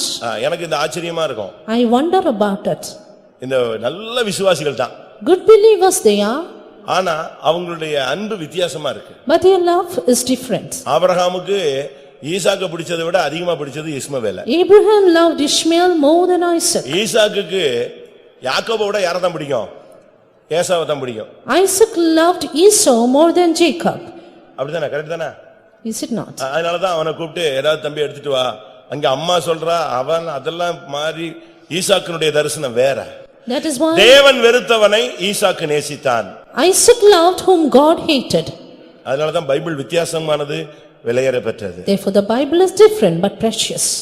இங்கே இந்த இஸ்மவேல் வெறுக்கப்பட்டவரிடத்தில் பிறந்திருந்தாலும் இவன்தான் முதற் பேரானவன். This Ishmael, though he was born of the one hated, he is the firstborn. ஆனா இப்ப திடீர்னு ஒரு கமாண்ட் வருது, இவன் இனிமேல் சுதந்திரவாளியாய் இருப்பது இல்லை. But suddenly a charge, he shall not be an heir anymore. அந்த ஒரே வார்த்தையில அவனுடைய சேஷ்ட புத்திரபாகம் அவனை விட்டு போயிடுச்சு. With that one word his birthright was gone. அப்படி என்ன தப்பு செஞ்சிட்டான்? What wrong did he do? அவன் பரியாசம் பண்ணினான். He was a mocker. எப்போ உனக்குள்ள பரியாசத்தின் ஆவி வருதோ உன்னுடைய கட்டுகள் பலத்து போகும் என்று ஏசாயா தீர்க்கதரிசி சொல்லுகிறான். The time your mockery increases, at that time your bounds, is Isaiah the prophet. பரியாசம் பண்ணுகிறதினால் உங்கள் கட்டுகள் பலத்து போகாதபடிக்கு என்று சொல்லப்பட்டிருக்கிறது. That your bands may not be strengthened because of mockery, it is said. நீ பரியாசம் பண்ணும் பொழுது உன்னுடைய கட்டுகள் பலத்து போகும். When you scorn or mock, your bands will be strong. வாசியுங்கள். ஏசாயா 28:22. Isaiah 28:22. இப்பொழுதும் உங்கள் கட்டுக்கள் பழுத்து போகாதபடிக்கு பரியாசம் பண்ணாதிருங்கள். பாருங்க, இங்கே வேதம் சொல்லுகிறது, உங்களுடைய கட்டுகள் உங்களுடைய சேஷ்ட புத்திரபாகத்தை நீங்கள் இழந்து போகாதபடி பரியாசம் பண்ணாதிருங்கள். Word of God says, be not mockers, let your bands be made strong. பரியாசத்தை பத்தி பைபிள் சொல்லுகிற வித்தியாசமான விளக்கங்கள் என்ன? What are the different opinions of the Bible about mockery? பைபிள்ல இந்த பரியாசம்னா உட்கார்ந்து ஜோக் அடிச்சிட்டு இருக்கிறதா? Is it that joking? இல்ல ஒருத்தரை பத்தி அவர் மாதிரியே நடிச்சு காட்டுறதா, பேசி பாக்குறதா, சத்தம் கொடுத்து பாக்குறதா? Or is it making the mimicry, or is it making different pretensions? பிரியமானவர்களே, அது ஒரு விதத்துல பரியாசம். Beloved, on one side it is ஆனா mockery. இன்னொரு விதத்துல பரியாசம்னா என்ன? While on the other hand, what is mockery? Bible சொல்லுகிற பரியாசத்தினுடைய விளக்கங்கள் வித்தியாசமானது. Explanations of mockery in the Bible is different. Bible சொல்லுகிற விளக்கம் என்ன? What is the explanation from the word of God? நீதிமொழிகள் 21:24. Proverbs 21:24. அகங்காரமும் இடும்பும் உள்ளவனுக்கு பரியாசக்காரன் என்று பெயர். யாருக்கு பேரு? அகங்காரமும் இடும்பும் உள்ளவனுக்கு பரியாசக்காரன் என்று பெயர். Proud and haughty, scorner is his name. ஆதியாகமம் 21:9-10 பார்க்கும் பொழுது Genesis 29:10. ஆகார் ஆபிரகாமுக்கு பெற்ற குமாரன் பரியாசம் பண்ணுகிறதை சாராள் கண்டு இவனை புறம்பே தள்ளும், இவன் சுதந்திரவாளியாய் இருப்பதில்லை என்று அவள் சொன்னாள். Genesis 21:10 we see, wherefore Sarah saw that Ishmael was mocking, and she said, cast out this bondman. அவன் என்ன பரியாசம் பண்ணிருப்பான்? What mockery would he have done? என்ன சொல்லிருப்பான்? What would he have said? நீங்கெல்லாம் என்னெல்லாம் பரியாசம் பண்றீங்க? What mockery do you do? ஒருத்தருடைய இயலாமையை நீ சொல்லுவது பரியாசம். Saying out about a man's inability is mockery. ஒருவனை அற்பமா எண்ணுவது பரியாசம். Belittling a person is mockery. அதெல்லாம் நீங்க சரியான விதத்துல புரிந்து கொள்ள வேண்டும். And you have to understand it well. இரண்டாவது அகங்காரமும் இடும்பு உள்ளவனுக்கு பரியாசக்காரன் என்று பெயர், அவனுக்கு சேஷ்டபுத்திர பாகம் நிக்காது. Secondly, pride and haughtiness is scornfulness and his name is like that. இன்னொரு கூட்டம் பரியாசக்காரர்களை குறித்து புதிய ஏற்பாட்டில் நாம் பார்க்கிறோம். Another group of mockers we see in the New Testament. இந்த பரியாசக்காரர்கள் எப்படிப்பட்டவர்கள்? What kind of people are they? இவர்களுடைய செயல்பாடு எப்படி அமைகிறது? And how is their work? இவங்க எங்கங்க இயேசு வர்றாரு அப்படினு கேக்குறான். And they say, where is Jesus, the promise of his coming? யூதா 18 வசனத்தை பார்க்கும் பொழுது, Seeing in Jude 18, அங்கே ஒரு கூட்டத்தை குறித்து சொல்லி இருக்கிறாரு. another group of mockers. கடைசி காலத்திலே தங்கள் துன்மார்க்கமான இச்சைகளின்படி நடக்கிற பரியாசக்காரர் தோன்றுவார்கள் என்று உங்களுக்கு சொன்னார்களே. யாரு? Who are they? அவங்க எப்படிப்பட்டவங்க வாசிங்க. இவர்கள் பிரிந்து போகிறவர்களும் ஜென்ம சுபாவத்தாரும் ஆவி இல்லாதவர்களும் ஆமே. இவர்களுக்கு ஆவியும் கிடையாது, ஒண்ணும் கிடையாது. They have no spirit. இவங்க கடைசி காலத்துல பரியாசக்காரர்களாக வருவாங்க. They will be mockers in the last தங்க days. இச்சையின்படி நடப்பாங்க. Walking after their own lust. அப்ப இச்சையின்படி நடக்கிறவன் பரியாசக்காரன். Therefore walking after the lust are mockers. 2 பேதுரு 3 அதிகாரம். 2 Peter chapter 3. 3-4 வசனங்கள். Verses 3-4. முதலாவது நீங்கள் அறிய வேண்டியது என்னவெனில், கடைசி நாட்களில் பரியாசக்காரர் வந்து தங்கள் சுய இச்சைகளின்படி நடந்து அவர் வருவார் என்று சொல்லுகிற வாக்குத்தத்தம் எங்கே? எப்படி? எங்கங்க வருவான்னு சொல்லுவாங்க. இப்படிதான் கேட்கிற கேள்வி எல்லாமே பரியாசக்காரனுடைய வார்த்தை. The words of the mockers will be, he is saying he is coming, but when will he come? ஒன்று பரியாசம், மற்றவனை அவமானப்படுத்தி கிண்டல் கேலி பண்றது. One, putting others to shame and joking upon இரண்டாவது them. அகங்காரமாய் நடப்பது. Two, walking proud. மற்றது மற்றவனுக்கு இடும்பு பண்றது, மற்றவனை டிஸ்டர்ப் பண்றது. And three, being haughty and disturbing அடுத்தது others. சுய இச்சைகளின்படி நடப்பது. And three, walking after their others' lust. நான்காவது இயேசு எங்கங்க வர்றாருன்னு சொல்றாங்க, அப்படித்தான் சொல்லிட்டே இருப்பாங்க. இப்படிங்கிற வருகையை பரியாசம் பண்றது. Fourthly, scoffing after the coming, saying, where is the promise of his coming? இப்படிப்பட்ட ஒரு எந்த நேரத்துல இப்படி ஒரு வாழ்க்கை ஒரு ஆவிக்குரிய மனுஷனுக்கு வருதோ அப்ப அவன் சேஷ்டபுத்திர பாகத்தை விடுறான். When a spiritual man gets into such a life, then he falls in his life. ஒருவேளை உனக்கு இந்த உலகத்துல வசதி வாய்ப்புகளை கொடுத்து நன்கொடையை கொடுத்து தெய்வம் அனுப்பிடுவாரு. Maybe God would send you away with gifts and conveniences in the world. நாம நன்கொடை வாங்கி இந்த உலகத்தின் ஆசீர்வாதங்களுக்காக வந்தவர்கள் அல்ல. We are never the ones who are come here for worldly blessing. ஒருவன் இம்மைக்காக கிறிஸ்துவை பின்பற்றுவானானால் அவன் பரிதபிக்கப்படத்தக்கவன். If a man would follow Christ for this life, he is most miserable. இந்த இஸ்மவேல் என்ன நடந்தது? What happened to Ishmael? அவனுடைய வாழ்க்கையில பரியாசக்காரனாய் மாறி போன பின்பு, After becoming a mocker in his life, அவன் அந்த சேஷ்டபுத்திர பாகத்தை இழந்ததாக வேதம் சொல்லுகிறது. Word of God says he lost his birthright. ஆதியாகமம் 25 அதிகாரத்தை பார்க்கும் பொழுது, Turning to Genesis 25, அங்கே என்ன சொல்லப்பட்டிருக்கிறது? what is it being said? 5-6 வசனங்கள். Verses 5 and 6. ஆபிரகாம் தனக்கு உண்டான யாவையும் ஈசாக்குக்கு கொடுத்தான். ஆபிரகாமுக்கு இருந்த மறுமனையாட்டிகளின் பிள்ளைகளுக்கோ ஆபிரகாம் நன்கொடைகளை கொடுத்து தான் உயிரோடு இருக்கும் போதே அவர்களை தன் குமாரனாகிய ஈசாக்கை விட்டு கிழக்கே போக கீழ் தேசத்துக்கு அனுப்பிவிட்டார். இவங்களெல்லாம் நன்கொடையை வாங்கிட்டு கிளம்பின கூட்டங்கள், அதுல இஸ்மவேலும் சேர்ந்து விட்டான். Even Ishmael joined in that group who were sent away with gifts. பாருங்க எப்படிப்பட்ட ஒரு நிர்பந்தமான ஒரு சூழ்நிலை. Look what a pitiable condition. சேஷ்டபுத்திர பாகத்தை இஸ்மவேல் இழந்தான். Ishmael lost his birthright. அங்கே ரூபன் இழந்தான். Reuben lost his ரூபன் இழந்தது பரிசுத்தத்தின் அந்த அளவுகோலில் அவன் விழுந்து விட்டான். Reuben lost his birthright on the basis of that holiness. இங்கே இஸ்மவேல் விழுந்தது பரியாசம் என்கிற அளவுகோலை வைத்த பொழுது அவன் விழுந்து விட்டான். Ishmael lost his birthright on the basis of his mockery. அடுத்ததாக Nextly, யாத்ராகமம் 4 அதிகாரம் Book of Exodus chapter 4, 22 வசனம். verse 22. அப்பொழுது நீ பார்வோனோடே சொல்ல வேண்டியது என்னவென்றால், இஸ்ரவேல் என்னுடைய குமாரன் என் சேஷ்ட புத்திரன். இஸ்ரவேல் என்னுடைய குமாரன், இஸ்ரவேல் என்னுடைய சேஷ்ட புத்திரன். Israel is my son, even my firstborn. இஸ்ரவேலுடைய இன்னொரு பழைய பெயர் யாக்கோபு. The old name of Israel is Jacob. யாக்கோபு என் சேஷ்ட புத்திரன்னு கர்த்தர் சொல்லாம, Not saying the firstborn of Jacob. இஸ்ரவேல் என்னுடைய சேஷ்ட புத்திரன் அவன் என்று சொல்லுகிறார். But the Lord says Israel is my firstborn. ஆனா நீங்க பைபிள்ல படிச்சு பாருங்க, Read in the Bible, ஈசாக்கின் குடும்பத்துல in the family of Isaac, முதற் பிறந்தவன் ஏசா. firstborn is Esau. அவன்தான் சேஷ்ட புத்திரன். He was the firstborn. ஆனா இங்க இஸ்ரவேல் என்னுடைய சேஷ்ட புத்திரன்னு கர்த்தர் பேசுறாரு. But here the Lord says Israel is my இது firstborn. எந்த அடிப்படையில அவனுக்கு கிடைத்தது? On what basis did he get முதற் this? பிறந்ததுனால கிடைக்கல. Not because he was firstborn. இது யோசேப்புக்கு யாக்கோபுக்கு கிடைச்சதுக்கு காரணம் அவன் இரண்டாவது பிறந்திருந்தாலும் அவனுடைய ஏசா இழந்து போனபடினால் இவனுக்கு கிடைத்தது. Jacob, though he was born second, because Esau lost it, he got it. ஞானசானத்திலே நீ சபையில பிறந்திருந்தாலும், Though you were born in this church, அபிஷேகத்திலே ஆவியிலே பிறந்திருந்தாலும், though you were born in the spirit, சபையில வந்து நீ பிறந்திருந்தாலும், though you are born in the church, உன்னுடைய லைஃப் தான் ரொம்ப முக்கியம். it is your life what means. ஒரு காலத்துல ஊழியமா ஜீவியமான்னு சபையில பட்டிமன்றங்கள் நடத்துவாங்க. On one day, we had a debate whether it is life or ministry which ஒரு is காலத்துல. important. At one time. ஆனா அப்போ என்ன செய்வாங்க? But then what did they say? கொஞ்சம் பிள்ளைங்க சண்டே ஸ்கூல் பிள்ளைங்க எல்லாம் ஜீவியம் தான் முக்கியம்னு பேசும். Some Sunday school children said life is சில important. பிள்ளைங்க எல்லாம் ஊழியம் தான் முக்கியம்னு பேசும். Some others said ministry is important. கடைசில ஜட்ஜ் சொல்லுவாரு இரண்டும் 50-50 ன்னு சொல்லுவாரு. Finally, the judge would give a balance on ஆனா this. இப்ப அப்படி இல்ல. But now it is not that. இப்ப ஊழியம் அல்ல, ஜீவியம் தான் முக்கியம். No, not the ministry, but the life is important. எவ்வளவு ஊழியம் செஞ்சாலும் However you minister, ஜீவியம் இல்லன்னா அது தோத்து போகும். if you have no life, you fail. மத்தேயு எழுதின சுவிசேஷம் 7ஆம் அதிகாரத்துல பார்க்கும் பொழுது, Matthew's Gospel 7th chapter. உம்முடைய நாமத்தில் பிசாசுகளை துரத்தினோம், In your name we cast out உம்முடைய devils. நாமத்தில் அற்புதங்களை செய்தோம், In your name we work உம்முடைய miracles. நாமத்தில் தீர்க்கதரிசனங்களை In சொன்னோம். your name we prophesy. அவங்கள பார்த்து கர்த்தர் சொன்ன வார்த்தை என்ன? Looking at them, what did the Lord say? நான் உங்களை அறியேன். I never know you. 7ஆம் அதிகாரம் 23ஆம் வசனத்துல 22ஆம் வசனத்துல நம்ம 22-23 பார்க்கலாம். 7:22-23 we see. அப்ப ஊழியம் பயங்கரமா செஞ்சாங்க. கர்த்தர் சொல்றார் நான் உங்களை அறியேன். Ministry was at a high rate, but the Lord said, I never know you. அதுக்கு அவர் சொல்ற ரீசன் என்ன? Reason?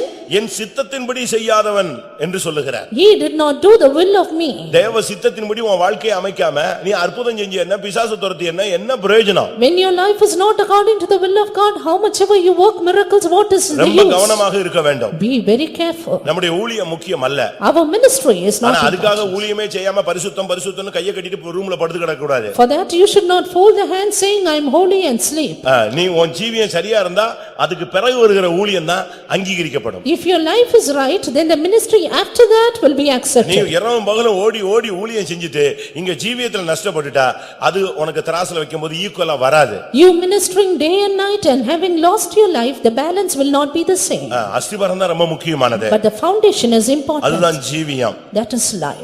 அங்க என்ன நடந்தது? What happened there? ஏசா சேஷ்ட புத்திரன். Esau is the firstborn. ஆதியாகமம் 25 நாம் பார்க்கும் பொழுது Genesis 25 32ல verse 32. அவன் சொல்றான் இந்த சேஷ்ட புத்திர பாகம் எனக்கு என்னத்துக்கு? He said, what for this birthright for me? 33ல சொல்றான் In 33, உனக்கு வேணுமா வாங்கிக்க வித்துறாங்கறான். you want, take it, I will sell it. 34ஆம் வசனம் சொல்லுகிறது, Verse 34. அவன் தன்னுடைய சேஷ்ட புத்திர பாகத்தை அலட்சியம் பண்ணினான். He despised his birthright. முதல்ல என்னத்துக்குன்னு கேட்டான். Firstly he said, what for? இரண்டாவது அதை வித்தான். Secondly sold. மூன்றாவது அவன் அலட்சியம் பண்ணினான். Thirdly despised. பிரியமானவர்களே நீங்க பைபிளை நல்லா படிச்சுக்கங்க. Read the Bible well. ஈசாக்குக்கு ஏசா சேஷ்ட புத்திரன். For Isaac, Esau was the firstborn. ஆனா யாக்கோபுக்கு கொஞ்சம் வருத்தம் இருந்துகிட்டே இருந்துச்சு. But Jacob had a little pain in his heart. அவன் ஒரு வருஷம் கழிச்சு பிறந்தவன் அல்ல. He was not born after 1 year. இல்ல 7 வருஷம் கழிச்சு பிறந்தவன் அல்ல. Not born after 7 years. ரெண்டு முட்டிக்கிட்டு வந்தவங்க தான். But they both struggled and was born. மிஞ்சி போயிட்டா ஒரு நிமிஷம் கழிச்சு பிறந்திருப்பான். At the maximum 1 minute after Esau. அவனுக்கு அதை பேர் பண்ணவே முடியல. But he could not bear it. இந்த ஒரு நிமிஷத்துல எது போயிடுச்சு? In that 1 minute, what went away? 1 மினிட்ல எது போயிடுச்சு? சேஷ்ட புத்திரவாகம் போயிடுச்சு. lost his birthright. இந்த ஒரு ஓட்டுல ஒருத்தன் தோத்துட்டானா எப்படி இருக்கும்? As people fail in one vote, மறுபடி என்ன வேண்டும் அப்படிமா, and then they say retold it. யாரோ ஏமாத்திட்டான்னு சொல்லுவான். They will say somebody has. அதே மாதிரி இவன் மைண்ட்ல இந்த ஒரு நிமிஷம் லேட் வந்து அவனுக்கு எப்ப சாகுற வரைக்கும் மைண்ட்ல ஓடிக்கிட்டே இருந்துச்சு. Being 1 minute late in his birth was right working in his mind. போயிடுச்சே போயிடுச்சே போயிடுச்சே போயிடுச்சேன்னு அவனுக்கு மைண்ட்ல ஓடிக்கிட்டே இருந்துச்சு. He kept on saying, I have lost my birthright. ஆனா என்ன நடந்தது? But what happened? ஒரு சான்ஸ் கிடைச்சது, அதை யூஸ் பண்ணான். He rightly used a chance. ரொம்ப டயர்டா வீக்கா ரொம்ப செத்து போற மாதிரி ஃபீல் பண்ணிட்டு ஏசா ஒரு நாள் வந்தான். And Esau one day came being utter tired and faint. இவன் உட்கார்ந்து கூழ் காய்ச்சிட்டு இருந்தான். And this man was having the pottage. அப்ப வந்த உடனே எனக்கு கொஞ்சம் கூழ் கூடான்னு கேட்டான். He sought pottage and asked for it. இவன் பாருங்க, யாக்கோபு சாதாரண ஆள் கிடையாது. Jacob was no ordinary man. ஒரு விதத்துல அவன் பாராட்டப்பட வேண்டியவன். On one hand he should be அவன் மைண்ட் appreciated. முழுவதும் சேஷபுத்திரத்துல நின்னுட்டே இருந்துச்சு. His mind was set only on birthright. அதை எப்படி வாங்குறது? How to get it? கரெக்ட்டா சான்ஸ் கிடைச்சது. Right got the chance. இவன் வந்து கூழ் கேட்டா அவன் சொன்னா சேஷபுத்திரவாதத்தை கொடுக்குறியா? அப்ப நான் எதை தரேன்? கூழ் தரேன். His brother asked for the pottage and he said, give me the birthright, I'll give you pottage. அவனுக்கு அப்ப இருந்த சூழ்நிலையில செத்து போற மாதிரி இருந்துச்சு. For his brother, that time he was very tired to die. நானே சாக போறேன், எனக்கு என்னத்துக்கு வச்சுக்கன்னு சொல்லிட்டான். I am going to die, what for the birthright? Give it. எவ்வளவு சிம்பிளா விட்டுட்டான் பாத்தீங்களா? Yes, how simply he did it. ஒரு நேர சாப்பாட்டுக்காக கிருபை இழந்து போய் விட கூடாது நீ. You should not lose the grace of God for one morsel of meat. பேதுருல சொல்லி இருக்கிறது, ஒரு நாள் வாழ்வை இன்பம் என்று எண்ணி தங்களுடைய உல்லாச வாழ்க்கையினால் தங்களை கரைப்படுத்திக் கொண்டவர்கள் இவர்கள் சாபத்தின் பிள்ளைகள் என்று பேதுரு சொல்லுகிறார். Peter says they who have corrected themselves for one day's season of lust and they are become cursed. Bible அப்படித்தான் சொல்லுகிறது. That is what the Bible says. இரண்டாம் பேதுரு 2ஆம் அதிகாரம் 13-14 சொல்லிருக்கு, ஒரு நாள் வாழ்வை இன்பம் என்று எண்ணி விட்டில் பூச்சிகளாக மாறிவிடாதிருங்கள். 2 Peter 2:14 and 15, they considered their one life, that is as a ஒரு நாள் season. வாழ்வு, ஒரு சிங்கிள் டேல ஒரு நாள் செய்யற தவறு உன் வாழ்வை கரையா மாத்திரும். And the one day's mistake will make you a man corrupted. வாசிங்க 13ஆம் வசனம் தமிழ்ல. Verse 13. இவர்கள் ஒரு நாள் வாழ்வை இன்பம் என்றெண்ணி கரைகளும் லட்சிகளுமாயிருந்து உங்களோட விருந்துண்கையில் தங்கள் வஞ்சனையில் உல்லாசமாய் வாழ்கிறவர்கள். விபசார மயக்கத்தால் நிறைந்தவைகளும் பாவத்தை விட்டு ஓயாதவைகளுமாயிருக்கிற கண்களுடையவர்கள், உறுதியில்லாத ஆத்துமாக்களை தந்திரமாய் பிடித்து பொருளாசைகளில் பழகின இருதயத்தை உடைய சாபத்தின் பிள்ளைகள். அந்த ஒரு நாள் வாழ்வை இன்பம் என்று எண்ணினா அந்த சில நேரங்கள்ல விட்டில் பூச்சி மாதிரி போய் வேகமா போய் அந்த லைட்டு கிட்ட போயிடும். அந்த லைட் இருக்கிற ஹீட்ல அப்படியே இறகெல்லாம் ஒடிஞ்சு பஸ்பமாயி கீழே விழுந்து வாழ்க்கையை முடித்துக் கொள்ளும். They one day's life, they take it as a pleasure and finally they lose their life then. அநேகர் வாழ்க்கையை கெடுத்திருக்கிறாங்க. Thus many have lost their life. ஒரு நாள் சிரிச்சதுக்காக வாழ்க்கையில சாகுற வரைக்கும் அழுதுகிட்டு இருக்கிறவங்க எல்லாம் நான் பார்த்திருக்கேன். I have seen people crying all through their life for one day's pleasure. ஒரு நாள் சிரிச்சதுக்கு Because they laughed one day. ஒரு நாள் சிரிச்சதுக்காக அநேக பையங்க மெண்டலாய் சுத்துனதையும் நான் பார்த்திருக்கேன். I have seen many boys moving about lunatic because they laughed once. ஒரு காலேஜ் கேர்ள் லாஸ்ட் எக்ஸாம் அன்னைக்கு ஒரு பையனை பார்த்து சிரிச்சாங்க. And one girl, she laughed at a boy one day in the last day. அவன் போயிட்டான்.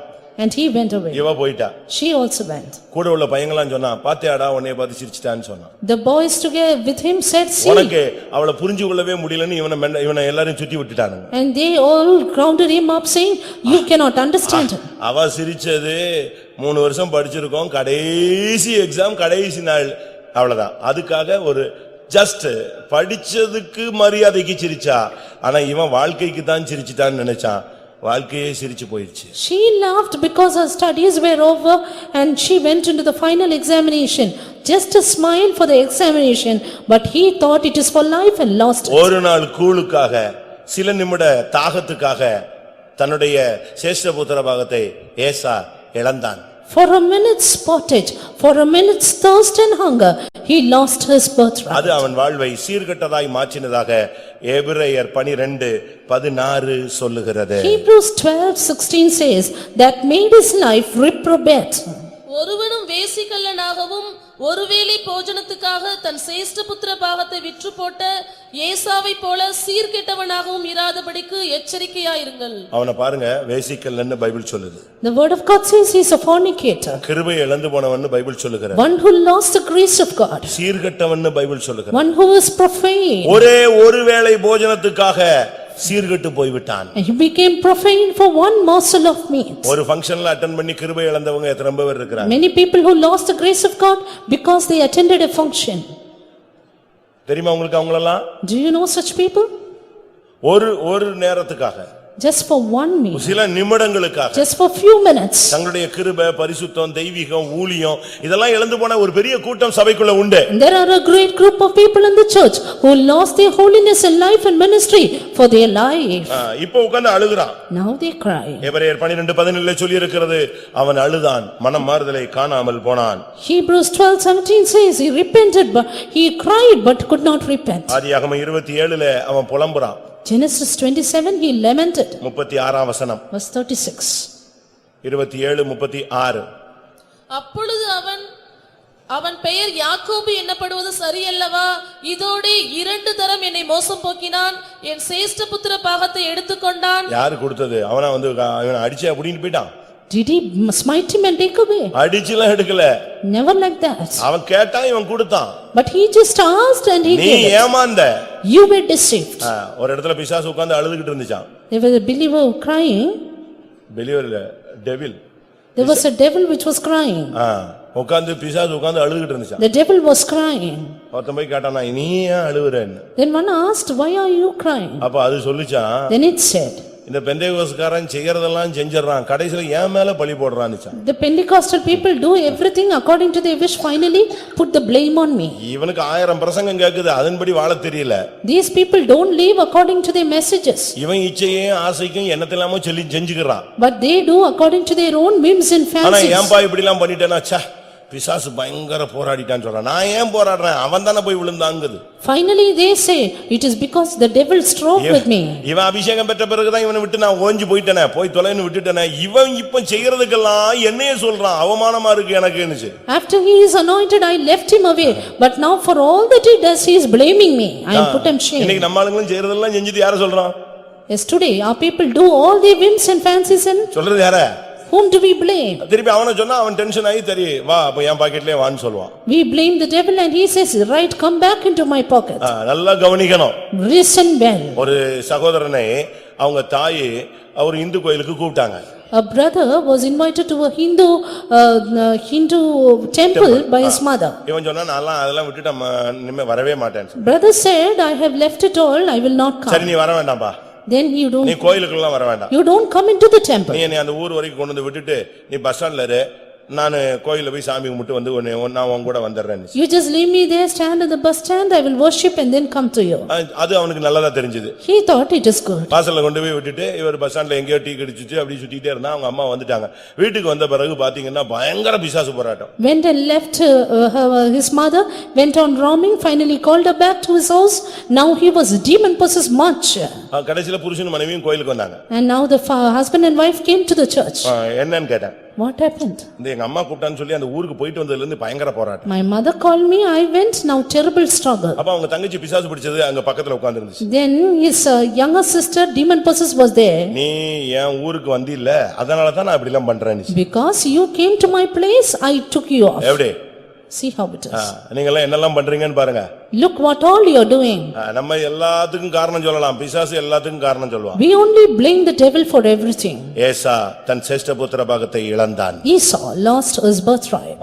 ஆனா யாக்கோபை தெய்வம் சேஷ்ட புத்திரன்னு சொல்லல. But Jacob, Israel was not called firstborn. ஏன்னா யாக்கோபுன்னா தட்டி வீழ்த்துகிறவன். Because Jacob is the one who makes others அதனால தான் fall. கர்த்தர் சொல்றாரு, அந்த ஸ்டேஜை தாண்டின பிறகு இஸ்ரவேல் என்னுடைய சேஷ்ட புத்திரன். But after crossing that stage, God said, Israel is my யாக்கோபு என் firstborn. சேஷ்ட புத்திரன் அவர் சொல்ல மாட்டாரு. He will not say Jacob is my firstborn. ஏன்னா அவனுக்கும் உனக்கும் கொஞ்சம் கூட வித்தியாசம் கிடையாது. Because for him and you there is not a little difference. ஏசா வேற பகுதியில சீர்கட்டவன்னா நீ இன்னொரு பகுதியில சீர்கட்டவன். Esau was corrupted in another way while you in another sense. அப்ப உன்னையே சேஷ்ட புத்திரனா மாத்தணும்னா நீ தேவனோடு போராடுகிறவனாய், நீ ஜெப வீரனாய் மாறினால் சேஷ்ட புத்திரன் உனக்கு வரும்.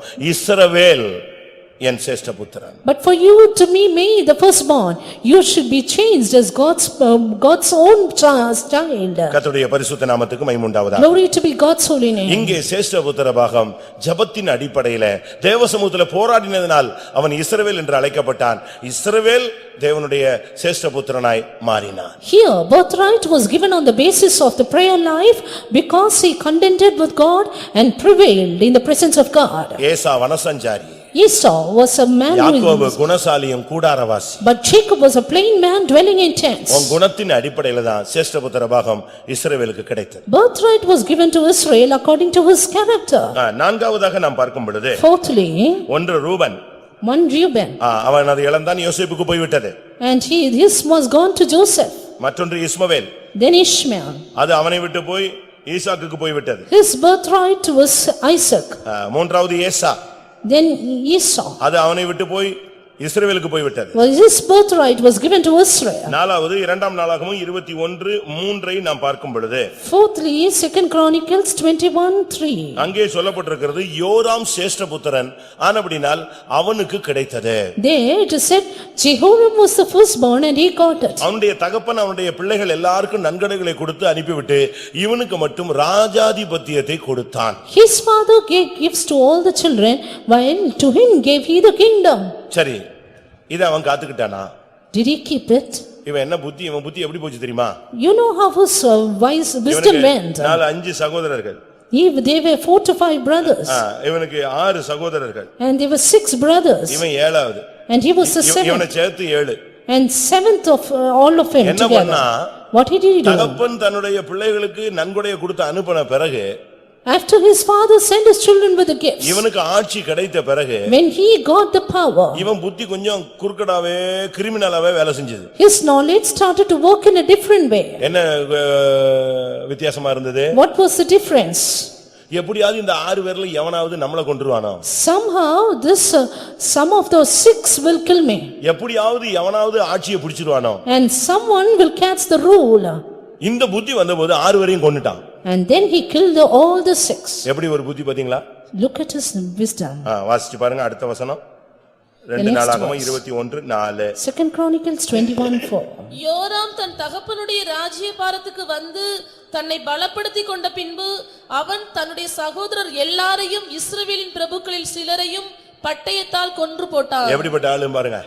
Look at what he did. ஒரு காலத்திலயும் ஒருத்தனும் இருக்கக்கூடாதுன்னு சொல்லி வரவே கூடாது, எழும்பிடக்கூடாது, அவன் சந்ததி கூட வந்துடக்கூடாதுன்னு சொல்லி மொத்தத்தையும் கொன்னுட்டான். So that nobody would come against him, he slew all his brethren. தன் சகோதரனை பகைக்கிற எவனும் மனித கொலைபாதகன், அவனை சேஷ்ட புத்திர பாகத்திலே தெய்வம் வைக்க மாட்டார். Everyone that hateth his brother is a manslayer, the Lord will not give his birthright. இது ஒரு story. This is a story இல்ல இது ஒரு சரித்திரம். or a history. நீங்க போய் உட்கார்ந்து வீட்ல படிச்சு பாருங்க. Go and read it in your home. அவனுக்கு அருமையா அவன் தகப்பன் அருமையா முறைப்படி செஞ்சு வச்சபோது Very beautifully when his father did it in custom. இவன் தன்னை பலப்படுத்திக் கொண்ட பின்பு தன் சகோதரர் அனைவரையும் கொன்றான். After he strengthened himself, he slew all his brethren. அதுக்கு பிறகு 8ஆம் வசனத்துல அவனுக்கு விரோதி எழும்ப ஆரம்பித்தான். After that in verse 8 adversaries 10ஆம் came. வசனத்துல இன்னொரு எதிரி புறப்பட்டான். Verse 10 another adversary. 11ஆம் வசனத்துல இன்னொரு வல்லமை எழும்பினது. Verse 11 another adversary. 12ஆம் வசனத்துல தீர்க்கதரிசியே அவனுக்கு விரோதமாய் எழும்பி லெட்டர் கொடுக்க ஆரம்பித்தான். Verse 12 even the prophet rose up and gave the letter. 14ஆம் வசனத்துல தீர்க்கதரிசனம் அவனுக்கு விரோதமாய் உரைக்கப்பட்டது. Verse 14 the prophecy against him. 15ல அவன் வியாதியுள்ளவனாய் மாறினான். Verse 15 he was sick. 19ஆம் வசனத்துல அவன் செத்து போனான். Verse 19 he died. 20ஆம் வசனத்துல ராஜாக்களின் கல்லறைக்கு அவன் சேரவில்லை. Verse 20 he could not be buried in the sepulchre எவ்வளவு of kings. சீக்கிரமா உன்னுடைய வாழ்க்கை தரம் தாழ்ந்து போய்விட்டது. How very soon your life became inferior. எவ்வளவு குயிக்கா அவன் வாழ்க்கையை கர்த்தர் ஃபைனலுக்கு கொண்டு போயிட்டாரு. How rapidly he reached his end. இன்னும் வாழ்ந்து ராஜாவா எத்தனையோ வருஷம் இருந்திருக்கலாம், அவன் சந்ததி இருந்திருக்கலாம்.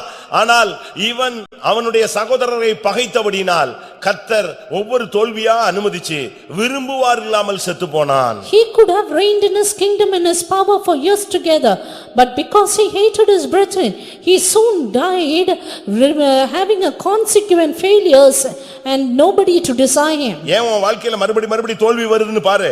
Why are failures coming into your life again and again? ஏன் விரோதங்களும் பகைகளும் கலகங்களும் வருதுன்னு பாரு. Why are so much of struggles and adversaries ஏன் here? வியாதி பலவீனத்தை தேவன் அனுமதிக்கிறார்னு செக் பண்ணி பாரு. And check check why God permits sickness into your life. அதுக்கு காரணம் கர்த்தரே சொல்றாரு. And the Lord says the reason.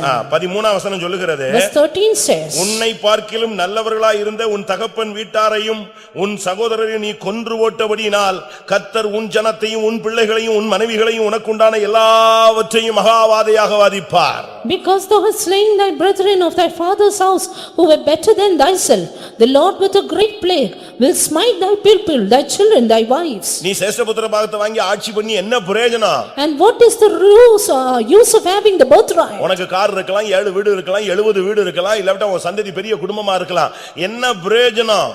You may have cars, you may have 70 or even 7 houses, but what is the use? எல்லா வசதி வாய்ப்பு இருந்து சேஷ்டபுத்திர பாகம் போயிருச்சு, ரெட்டிப்பான பங்கு போயிருச்சு, பரலோகம் உன்னை விட்டு போன பின்பு என்ன பிரயோஜனம்? You have all facilities, but now the double portion, the birthright is gone away, heaven is gone away, what is the use? ஏன் உன் வாழ்க்கை சீக்கிரம் முடிய போகுது?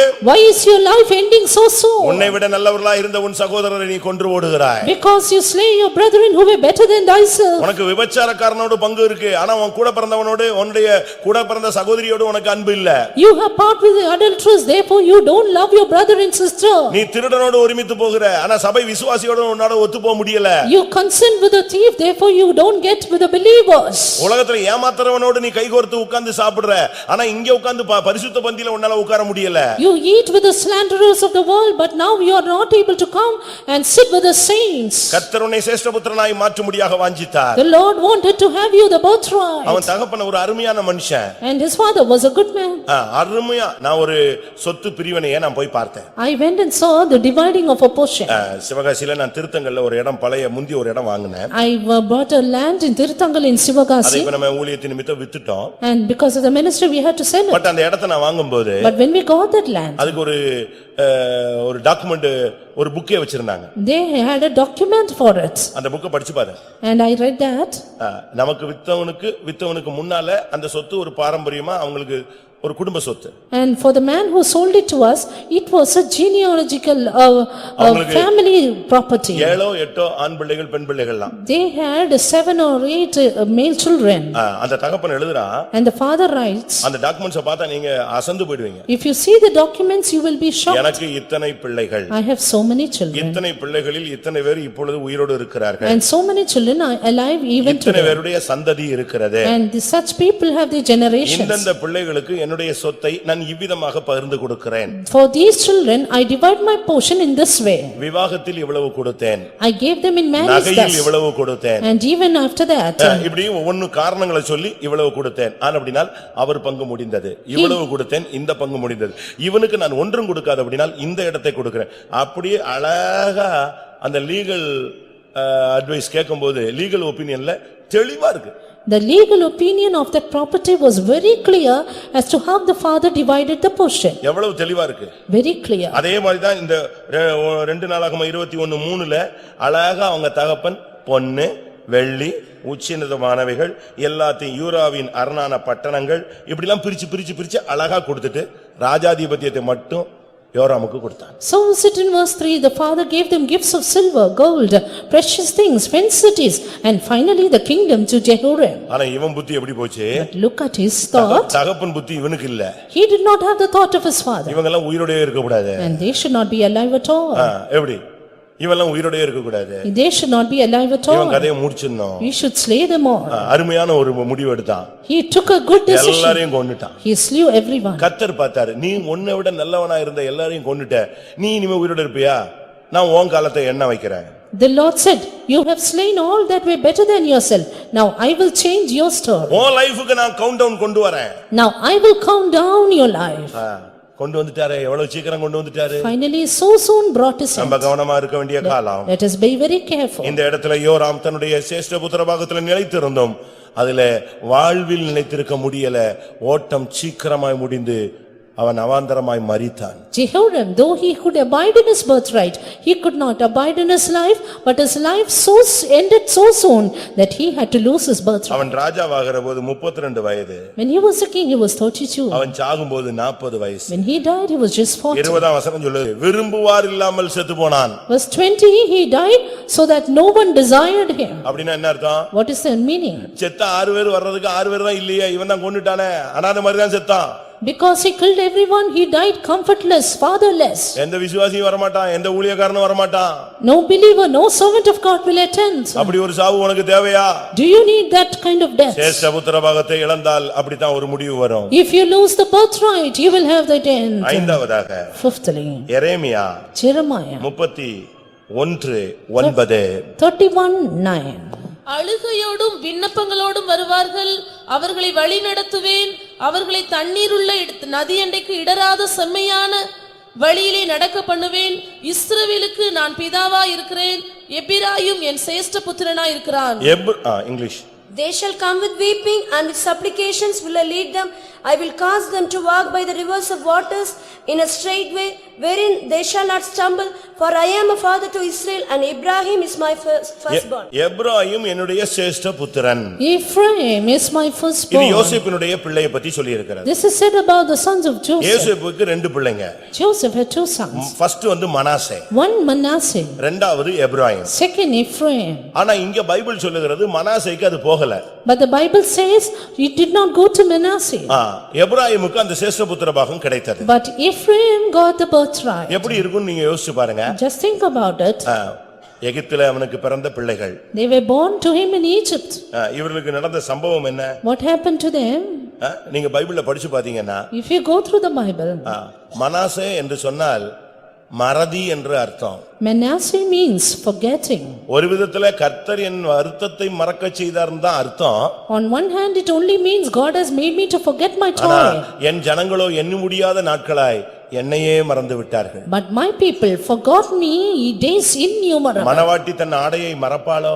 And shall the bride forget her bridal garments? தன் ஆபரணங்களை மறைப்பாளோ? Will she forget her ornaments? ஆனால் என் ஜனமோ எண்ண முடியாத நாட்களாய் என்னையே மறந்து விட்டார்கள். But my people forgot me for days ஆண்டவர் together. செய்த நன்மையை மறந்து விட்டாயே.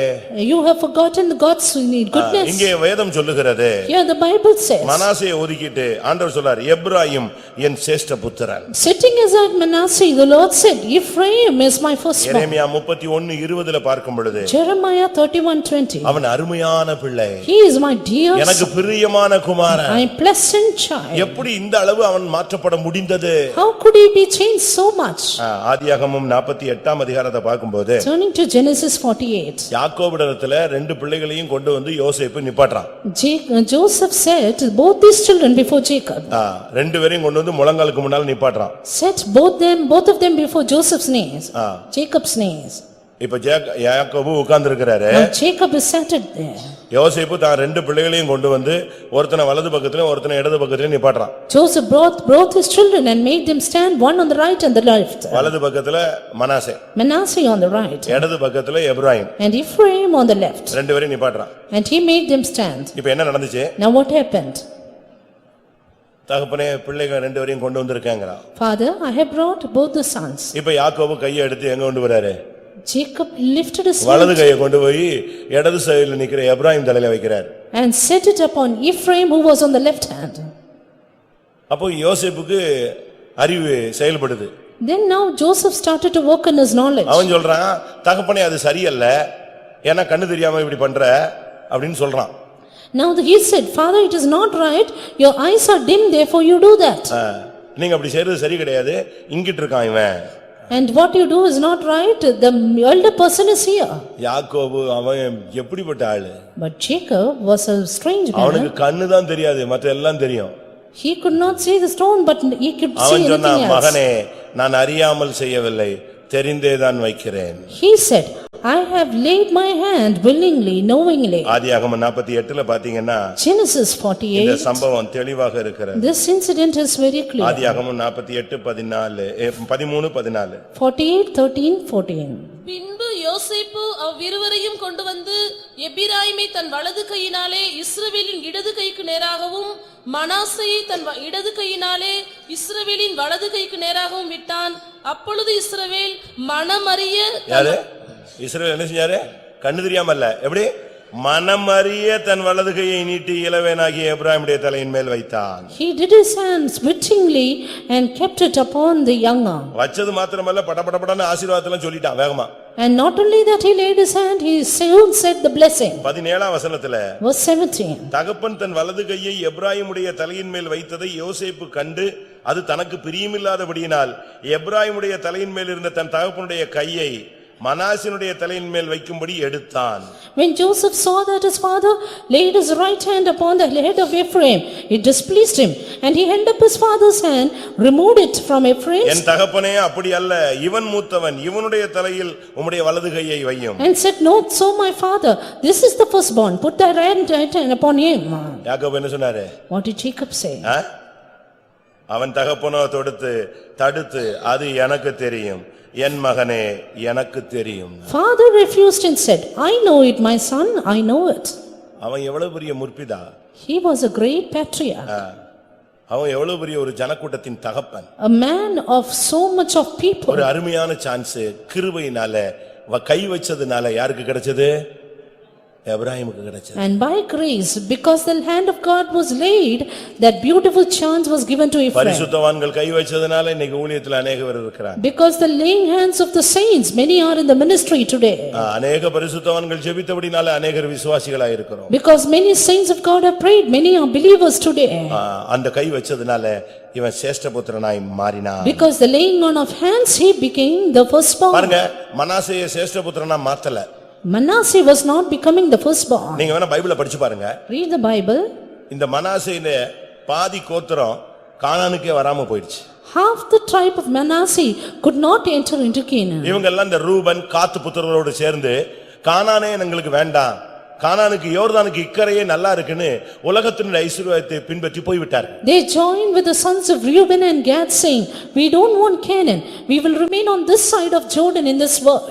நீ சேஷ்டபுத்திர பாகத்தை பெறாத பட்சத்தில் உனக்கு கானான்ல இடம் கிடையாது. Unless you receive the birthright, you have no place in Canaan. உனக்கு சேஷ்டபுத்திர பாகம் வேணும்னா நீ கானான் வேணுமானால் நீ சேஷ்டபுத்திர பாகத்தை பெற்றுக்கொள்ள வேண்டும். If you need Canaan, you need to have the birthright. என்னாகமம் 32:39 இந்த சரித்திரம் சொல்லப்பட்டிருக்கிறது. Numbers 32:33 it is written. கர்த்தருடைய பரிசுத்த நாமத்துக்கு மகிமை உண்டாவதாக. Glory be to God's holy name. இன்னும் ஒரு சிலர் என்ன செய்கிறார்கள்? ஆறாவதாக At the sixthly, நான் 7 பாயிண்ட் சொல்றேன். I say 7 points. இதெல்லாம் ரொம்ப ஷார்ட் பாயிண்ட் தான். Very small point it is.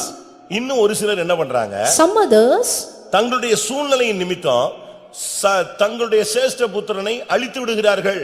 because of this situation, they destroy their firstborn. இரண்டாம் ராஜாக்கள் Second Kings, 3ஆம் அதிகாரம் chapter 3, 27ஆம் வசனத்திலே verse 27. ஒரு ராஜா தன்னுடைய சேஷ்ட புத்திரனை கொன்றான். There was a king who killed his eldest son. அப்பொழுது அவன் தன் ஸ்தானத்தில் ராஜாவாக போகிற தன் சேஷ்ட புத்திரனை பிடித்து அலங்கத்தின் மேல் அவனை சர்வாங்க தகனமாக பலியிட்டான். Then he took his eldest son that should have reigned in his stead and offered him for burnt offering upon the wall. எப்படி இருக்கும்? ஒரு ராஜா தன்னுடைய சேஷ்ட புத்திரனை பலிபீடத்துல கொன்னுட்டான். A king who took his firstborn and killed him upon the தகன பலியா altar. வச்சிட்டான். He killed him, burnt offering. தனக்கு பின்ன அரசாட்சிக்கு வர வேண்டிய ராஜ்யபாரத்தை ஆளுகை செய்கிற சேஷ்ட புத்திரனை ஒரு சொந்த தகப்பனை கொன்னுட்டான். That firstborn who should have become the king in his stead, his own father killed him. தகன பலியாக மாற்றி விட்டான். Made him a burnt offering. அருமையான தேவனுடைய பிள்ளைகளே, உங்களில் எத்தனை பேர் உங்களுடைய சேஷ்ட புத்திர பாகத்தை நீங்களே அழித்துக் கொண்டிருக்கிறீர்கள்? Beloved children of God, how many of you have killed your birthright by yourself? நீயே உன்னுடைய ஆண் பிள்ளை அழிக்க கூடாது. You yourself should not kill your first child. சூழ்நிலைகளுக்காக நீ உன்னுடைய ஜெய ஜீவியத்தை இழந்து விட கூடாது. Don't lose your overcoming life for situation. உன்னுடைய பரிசுத்தத்தை நீ இழந்து விட கூடாது. Don't lose your holiness. உன்னுடைய பரிசுத்தத்தை உன்னுடைய பிரதிஷ்டையை விட்டு விட கூடாது. Don't forsake your உன்னுடைய consecration. விசுவாசத்தை நீயே நஷ்டப்படுத்த கூடாது. Don't forsake your faith for ஒரு yourself. தாய் புரண்டு படுத்தாலாம், அந்த பிள்ளை செத்து போய் விட்டதாம். The woman turned and the child died. ஒரு நாள் ஒரு சில நிமிடங்கள் தன்னுடைய அறியாமையினால தூக்க மயக்கத்துல இல்லாவிட்டால் தன்னுடைய கடினமான களைப்புல ஒரு தாய் புரண்டு படுத்த பொழுது அவள் பெற்ற பிள்ளை செத்து போனது. In her ignorance, because of her utter tiredness, because of her drowsiness, when the mother turned, the child died. ஒரு யுத்த களத்துல ஒரு ராஜா நின்று கொண்டிருந்தான். There was a king in the battlefield. தோல்வி வந்து கொண்டே இருந்தது. Defeats were coming up. கடைசி அவனுக்கு தெரிஞ்சு போச்சு இனிமே நம்முடைய கதை முடியுதுன்னு சொல்லி. Finally, he saw that his story is going to end. முற்றிலும் தோல்விங்கிற நிலவரம் வந்த உடனே தன்னுடைய பிள்ளையை கொன்னுட்டான். When he was utterly defeated, he killed his son. பிசாசும் உன் வாழ்க்கையில பல நெருக்கங்களை கொண்டு வருவான். ஆனா நீ உன்னுடைய சேஷ்டபுத்திர பாகத்தை நீயே நஷ்டப்படுத்தி விடக் கூடாது. Devil will bring in afflictions in your life, but don't lose your birthright by yourself. நீயே கிருபையை இழந்து விடக் கூடாது. Don't lose your grace. நீயே போய் பிசாசின் வாயில விழுந்திரக் கூடாது. You yourself don't fall in the mouth of நீயே devil. விசுவாசத்தை மறுதலிச்சிரக் கூடாது. Don't deny the faith. நல்ல கவனிங்க. Listen carefully. சூழ்நிலைகளிலே நீங்கள் சிக்கி தவித்து விடக் கூடாது. Don't be entangled in situations and lose it. யுத்தம் மும்முரமான பொழுது When the battle is on அந்த ராஜா தன்னுடைய தகுதிக்கு பட்டத்துக்கு வர வேண்டிய சேஷ்டபுத்திரனை சங்கரித்தான். that king slew his eldest son, who should be the firstborn. Ruban தன்னுடைய சேஷ்டத்தை இழந்தான். Reuben lost his birthright. இஸ்மவேல் இழந்தான். Ishmael lost it. ஏசா இழந்தான். Esau lost it. யோராம் இருந்தும் அதை அனுபவிக்க முடியாமல் செத்தான். Jehoram had but could not enjoy.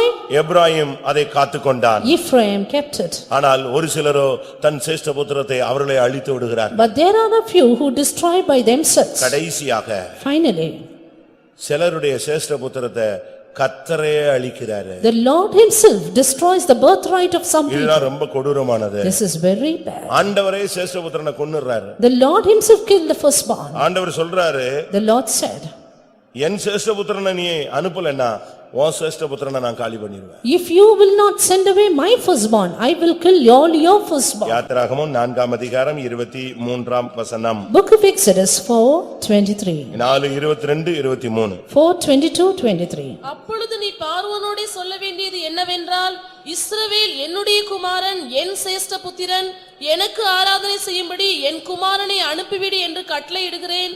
அவனை விடமாட்டேன் என்பாயாகில், நான் உன்னுடைய குமாரனை உன் சேஷ்ட புத்திரனை சங்கரிப்பேன் என்று கர்த்தர் சொன்னார் என்று சொல் என்றார். எப்படி இருக்கும் பாத்தீங்க. நீ உன் சேஷ்டபுத்திரனை நான் அழிக்கிறதுக்கு நீ ஏன் உன்னுடைய சேஷ்டபுத்திரனை அழிக்காம இருக்கணும்னா என்னுடைய சேஷ்டபுத்திரனை நீ அனுப்பிவிடு. And you will destroy my firstborn if I don't slay your firstborn. இது நிறைவேறிச்சா? Was this fulfilled? யாத்திராகமம் 12 அதிகாரம் Exodus 12, 29 இல்லாட்ட 27 வசனத்துல பாருங்கள். 24 வசனங்கள்ல 27 or 29? 12, 29. 12:29. நடுராத்திரியிலே சிங்காசனத்தின் மேல் வீற்றிருக்கும் பார்வோனுடைய தலைப்பிள்ளை முதல் காவல் கிடங்கில் இருக்கும் சிறைப்பட்டவனின் தலைப்பிள்ளை வரைக்கும் எகிப்து தேசத்தில் இருந்த முதற் பேர் அனைத்தையும் மிருக ஜீவன்களின் தலையீற்று அனைத்தையும் கர்த்தர் அழித்தார். கர்த்தர் அழித்தார். The Lord smote. எவ்வளவு பெரிய கொடூரமான ஒரு முடிவு. What a cruel end. நீ உன் ஜீவியத்தை காத்துக்கலனா கர்த்தரே உனக்கு எதிராளியாய் வருவார். If you don't keep your life, God himself will be an enemy. பெருமையுள்ளவர்களுக்கு தேவனே எதிர்த்து நிற்கிறார். God resisted the proud. தெய்வம் உன்னுடைய சேஷ்டபுத்திர பாகத்தை இழக்க வைக்க அவர் எழும்பி விடக் கூடாது. And God should not be the person to destroy your birthright. இந்த காலை வேளையில் சேஷ்டபுத்திர பாகத்தை குறித்த ஒரு தெளிவான அறிவை கர்த்தர் உனக்கு கொடுத்திருக்கிறார். This morning God has given a clear revelation about birthright. நீ ஒரு சேஷ்டபுத்திரன். You are the firstborn. உனக்கு 2 பங்கு உண்டு. You have double portion. நீ பிறந்தது மாத்திரமல்ல, Not just by your birth. எல்லா சூழ்நிலையிலும் நீ அதை காத்துக்கொள்ள Even வேண்டும். all your situations should keep it. நான் என்னுடைய சேஷ்டபுத்திரத்தை காத்துக்கொள்ள வேண்டும் என்று எத்தனை பேர் வாஞ்சிக்கிறீர்கள்? How many of you desire to keep your birthright? இந்த சபை சேஷ்டபுத்திர பாகமுள்ள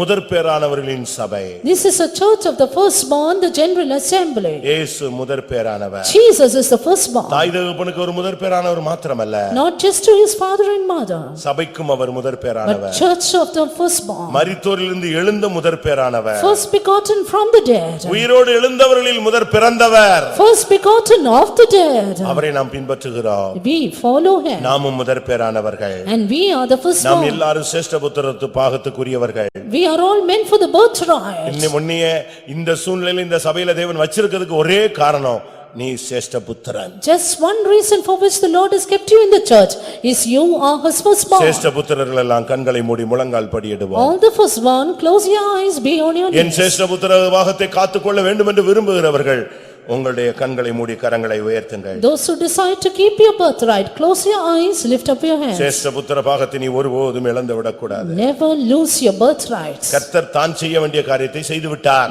God has done that which he ought to do. அவர் என்ன செஞ்சிட்டாரு?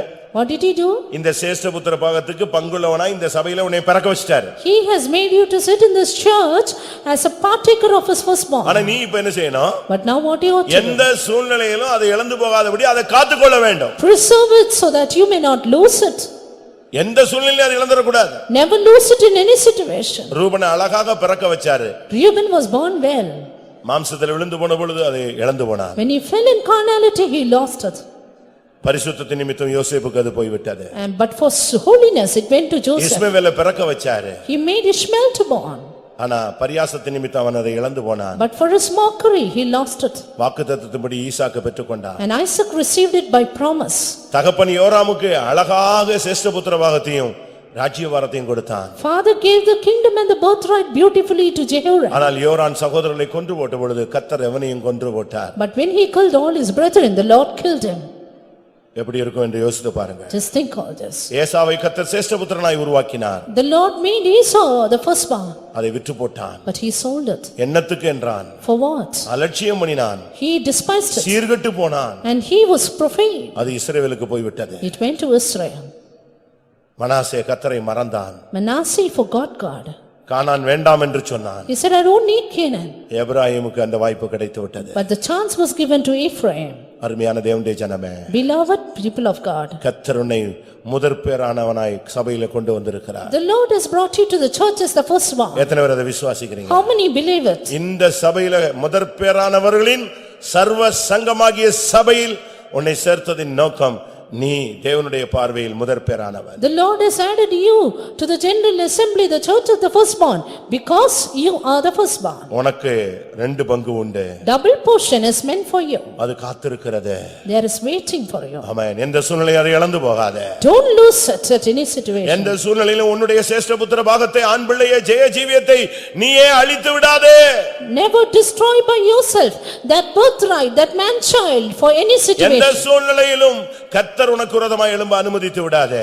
And don't allow God to be your adversary in any situation. எல்லாரும் கண்களை மூடி முழங்கால் படியிடுவோம். Close your eyes, be on your knees. ஆமென். உங்களை கர்த்தர் சேஷ்டபுத்திரனாய் மாற்ற அவர் சித்தம் கொண்டவராய் இருக்கிறார். The Lord is willing to make you the firstborn. கர்த்தாவே என்னை பலப்படுத்தும் ஆண்டவரே. Lord, strengthen me ஆமென். உலகத்துக்காக, for this world, சூழ்நிலைக்காக, for the situation, நான் ஒரு நாள் வாழ்வுக்காக, for just one day's life, ஒருவேளை போஜனத்துக்காக, for one morsel meat, ஒரு சின்ன பரியாசம் விளையாட்டுக்காக, for a little mockery, மற்றவர்களை பகைத்ததற்காக, because I hate others. நான் என் மேன்மையை இழந்து விடக் கூடாது I ஆண்டவரே. should not lose my excellency. எந்த சூழ்நிலையிலும் ஒரு நாள், ஒரு நேரம், ஒரு நிமிடத்துக்காக என்னுடைய மகிமையை நான் இழந்து விடக் கூடாது. I should not lose my this thing for just one situation or one day's life. என்னை ஒரு யோசேப்பாய் காத்துக்கொள்ள உதவி செய்யும். Lord, make me a என்னை Joseph. ஒரு இஸ்ரவேலாய் காத்துக்கொள்ள உதவி Help செய்யும். me to keep me as Israel. என்னை ஒரு ஈசாக்காய் காத்துக்கொள்ள உதவி செய்யும். Help me to keep myself as என்னை Isaac. ஒரு எபிராயமாய் காத்துக்கொள்ள உதவி செய்யும். Help me to keep me as Ephraim. அப்படிப்பட்டவங்க மட்டும் உங்களுடைய வலது கரத்தை உயர்த்தி ஒப்பு கொடுங்க. Only such ones. Lift up your right hand, surrender. சேஷ்டபுத்திர பாகம் உனக்கு உண்டு. Birthright is yours. கர்த்தர் அதற்காகத்தான் உன்னை இந்த பாதையில கொண்டு போகிறார். It is for this the Lord is leading you. வியாதியிலே தடுமாறி விடாதே. Don't stumble in your sickness. வறுமையிலே தடுமாறி விடாதே. Don't stumble in the coming. அடிகள் மத்தியிலே தடுமாறி விடாதே. Don't stumble among beatings. சூழ்நிலைகள் மத்தியிலே சோர்ந்து போய் விடாதே. Don't be faint-hearted in எந்த situations. சூழ்நிலையிலும் மறுதலித்து விடாதே.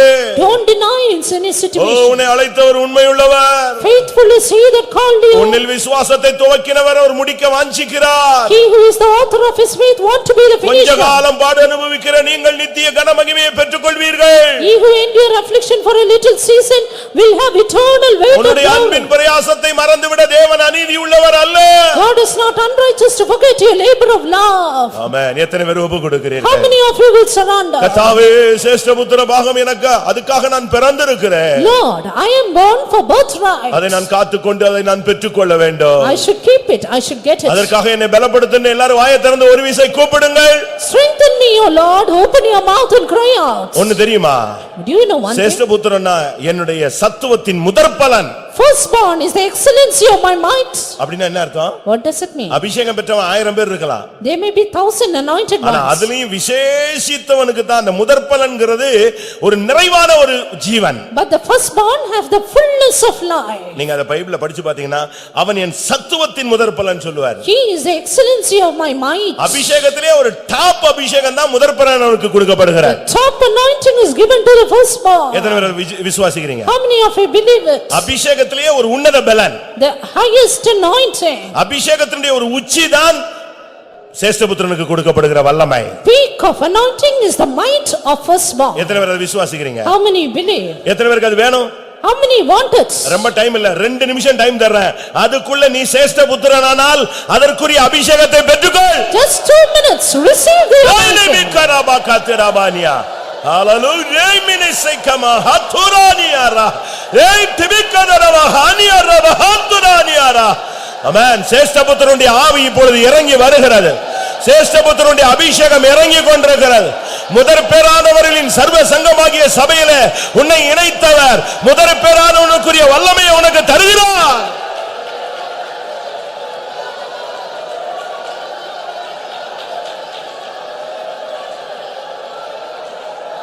ஆமென். கர்த்தாவே, நான் முதற் பேரானவனாய் முதற் பேரானுடைய சபையிலே என்னை கொண்டு வந்து விட்டீர். ஆனா இந்த வசனங்கள் எல்லாம் கேட்டபோது நான் பயப்படுறேன். இந்த வசனத்தை கேட்டும் பொழுது நான் நடுங்குகிறேன். இந்த வசனத்தை கேட்கும் பொழுது இதே அனுபவத்தை காத்துக்கொள்ள முடியுமா என்கிற கேள்விகள் எனக்கு இருக்கிறது. வசனங்களை கேட்கும் பொழுது எவ்வளவோ குறைபாடுகளை உணர்கிறேன். கர்த்தாவே, எப்படி ஆயினும் நான் சேஷ்டபுத்திர வாகத்தை காத்துக்கொண்டு உம்மிடத்தில் வந்து சேர வேண்டும். அதற்கென்று ஒரு கிருபை தாரும் ஆண்டவரே. அதுக்குரிய ஒரு அபிஷேகத்தை தாரும் ஆண்டவரே. அந்த யோசேப்புக்கு கொடுத்த வல்லமை, அந்த எப்ராஹிமுக்கு கொடுத்த கிருபை, அந்த ஈசாக்குக்குள்ள இருந்த ஜீவன், ஓ அந்த இஸ்ரவேலுக்குள்ள இருந்த வல்லமை இப்பொழுதே எனக்கு தாரும்.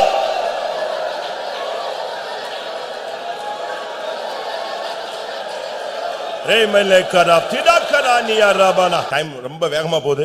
ஒரே ஒரு நிமிஷம். சேஷ்டபுத்திர பாகத்தை நான் காத்துக்கிட்டு சேஷ்டபுத்திரனாய் நான் சீயோன்ல எருசலேம்ல வந்து நிக்கணும். அதுக்கு என்ன பலப்படுத்தும் சொல்றவங்க மட்டும் ஒரு நிமிஷம் நீங்க போராடுங்க. கர்த்தர் அந்த அபிஷேகத்தை தருவார். அந்த அபிஷேகம் உன் தலையில வந்துச்சுன்னா இந்த அபிஷேகம் உன்னை கொண்டு போய் கொண்டே இருந்து உன்னை சேஷ்டபுத்திரனாய் மாற்றிவிடும்.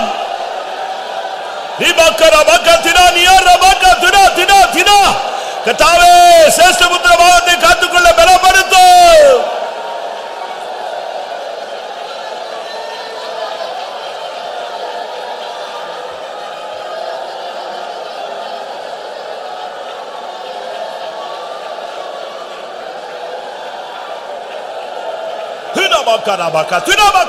எப்ராஹிமை படிச்சு பாத்தீங்கன்னா எப்ராஹிமை கர்த்தர் சொல்றார், நீ இதுல சரியில்லை, அதுல சரியில்லை, இதுல சரியில்லை, நீ இப்படி பண்ணிட்ட, என்னை துக்கப்படுத்திட்ட, என்னை சோர்ந்து போக வச்சுட்ட, நான் உன்னைய வந்து நான் நிச்சயமா தண்டிப்பேன் எல்லாம் சொல்லி முடிச்சிட்டாரு. அவன் நடுங்கி ஒடுங்கி அப்படியே கர்த்தருடைய பாதத்துல விழுந்தான். அப்பதான் ஆண்டவர் சொன்னாரு, அவன் எனக்கு பிரியமான குமாரன், நான் அவனை எப்படி விடுவேன்? அவன் என் சேஷ்டபுத்திரன், என் சத்துவத்தின் முதற் பலன். நீ இன்னைக்கு உன்னை தாழ்த்து, உன்னை விட மாட்டார், உன்னை மகிமையில கொண்டு வந்து நிறுத்துவார்.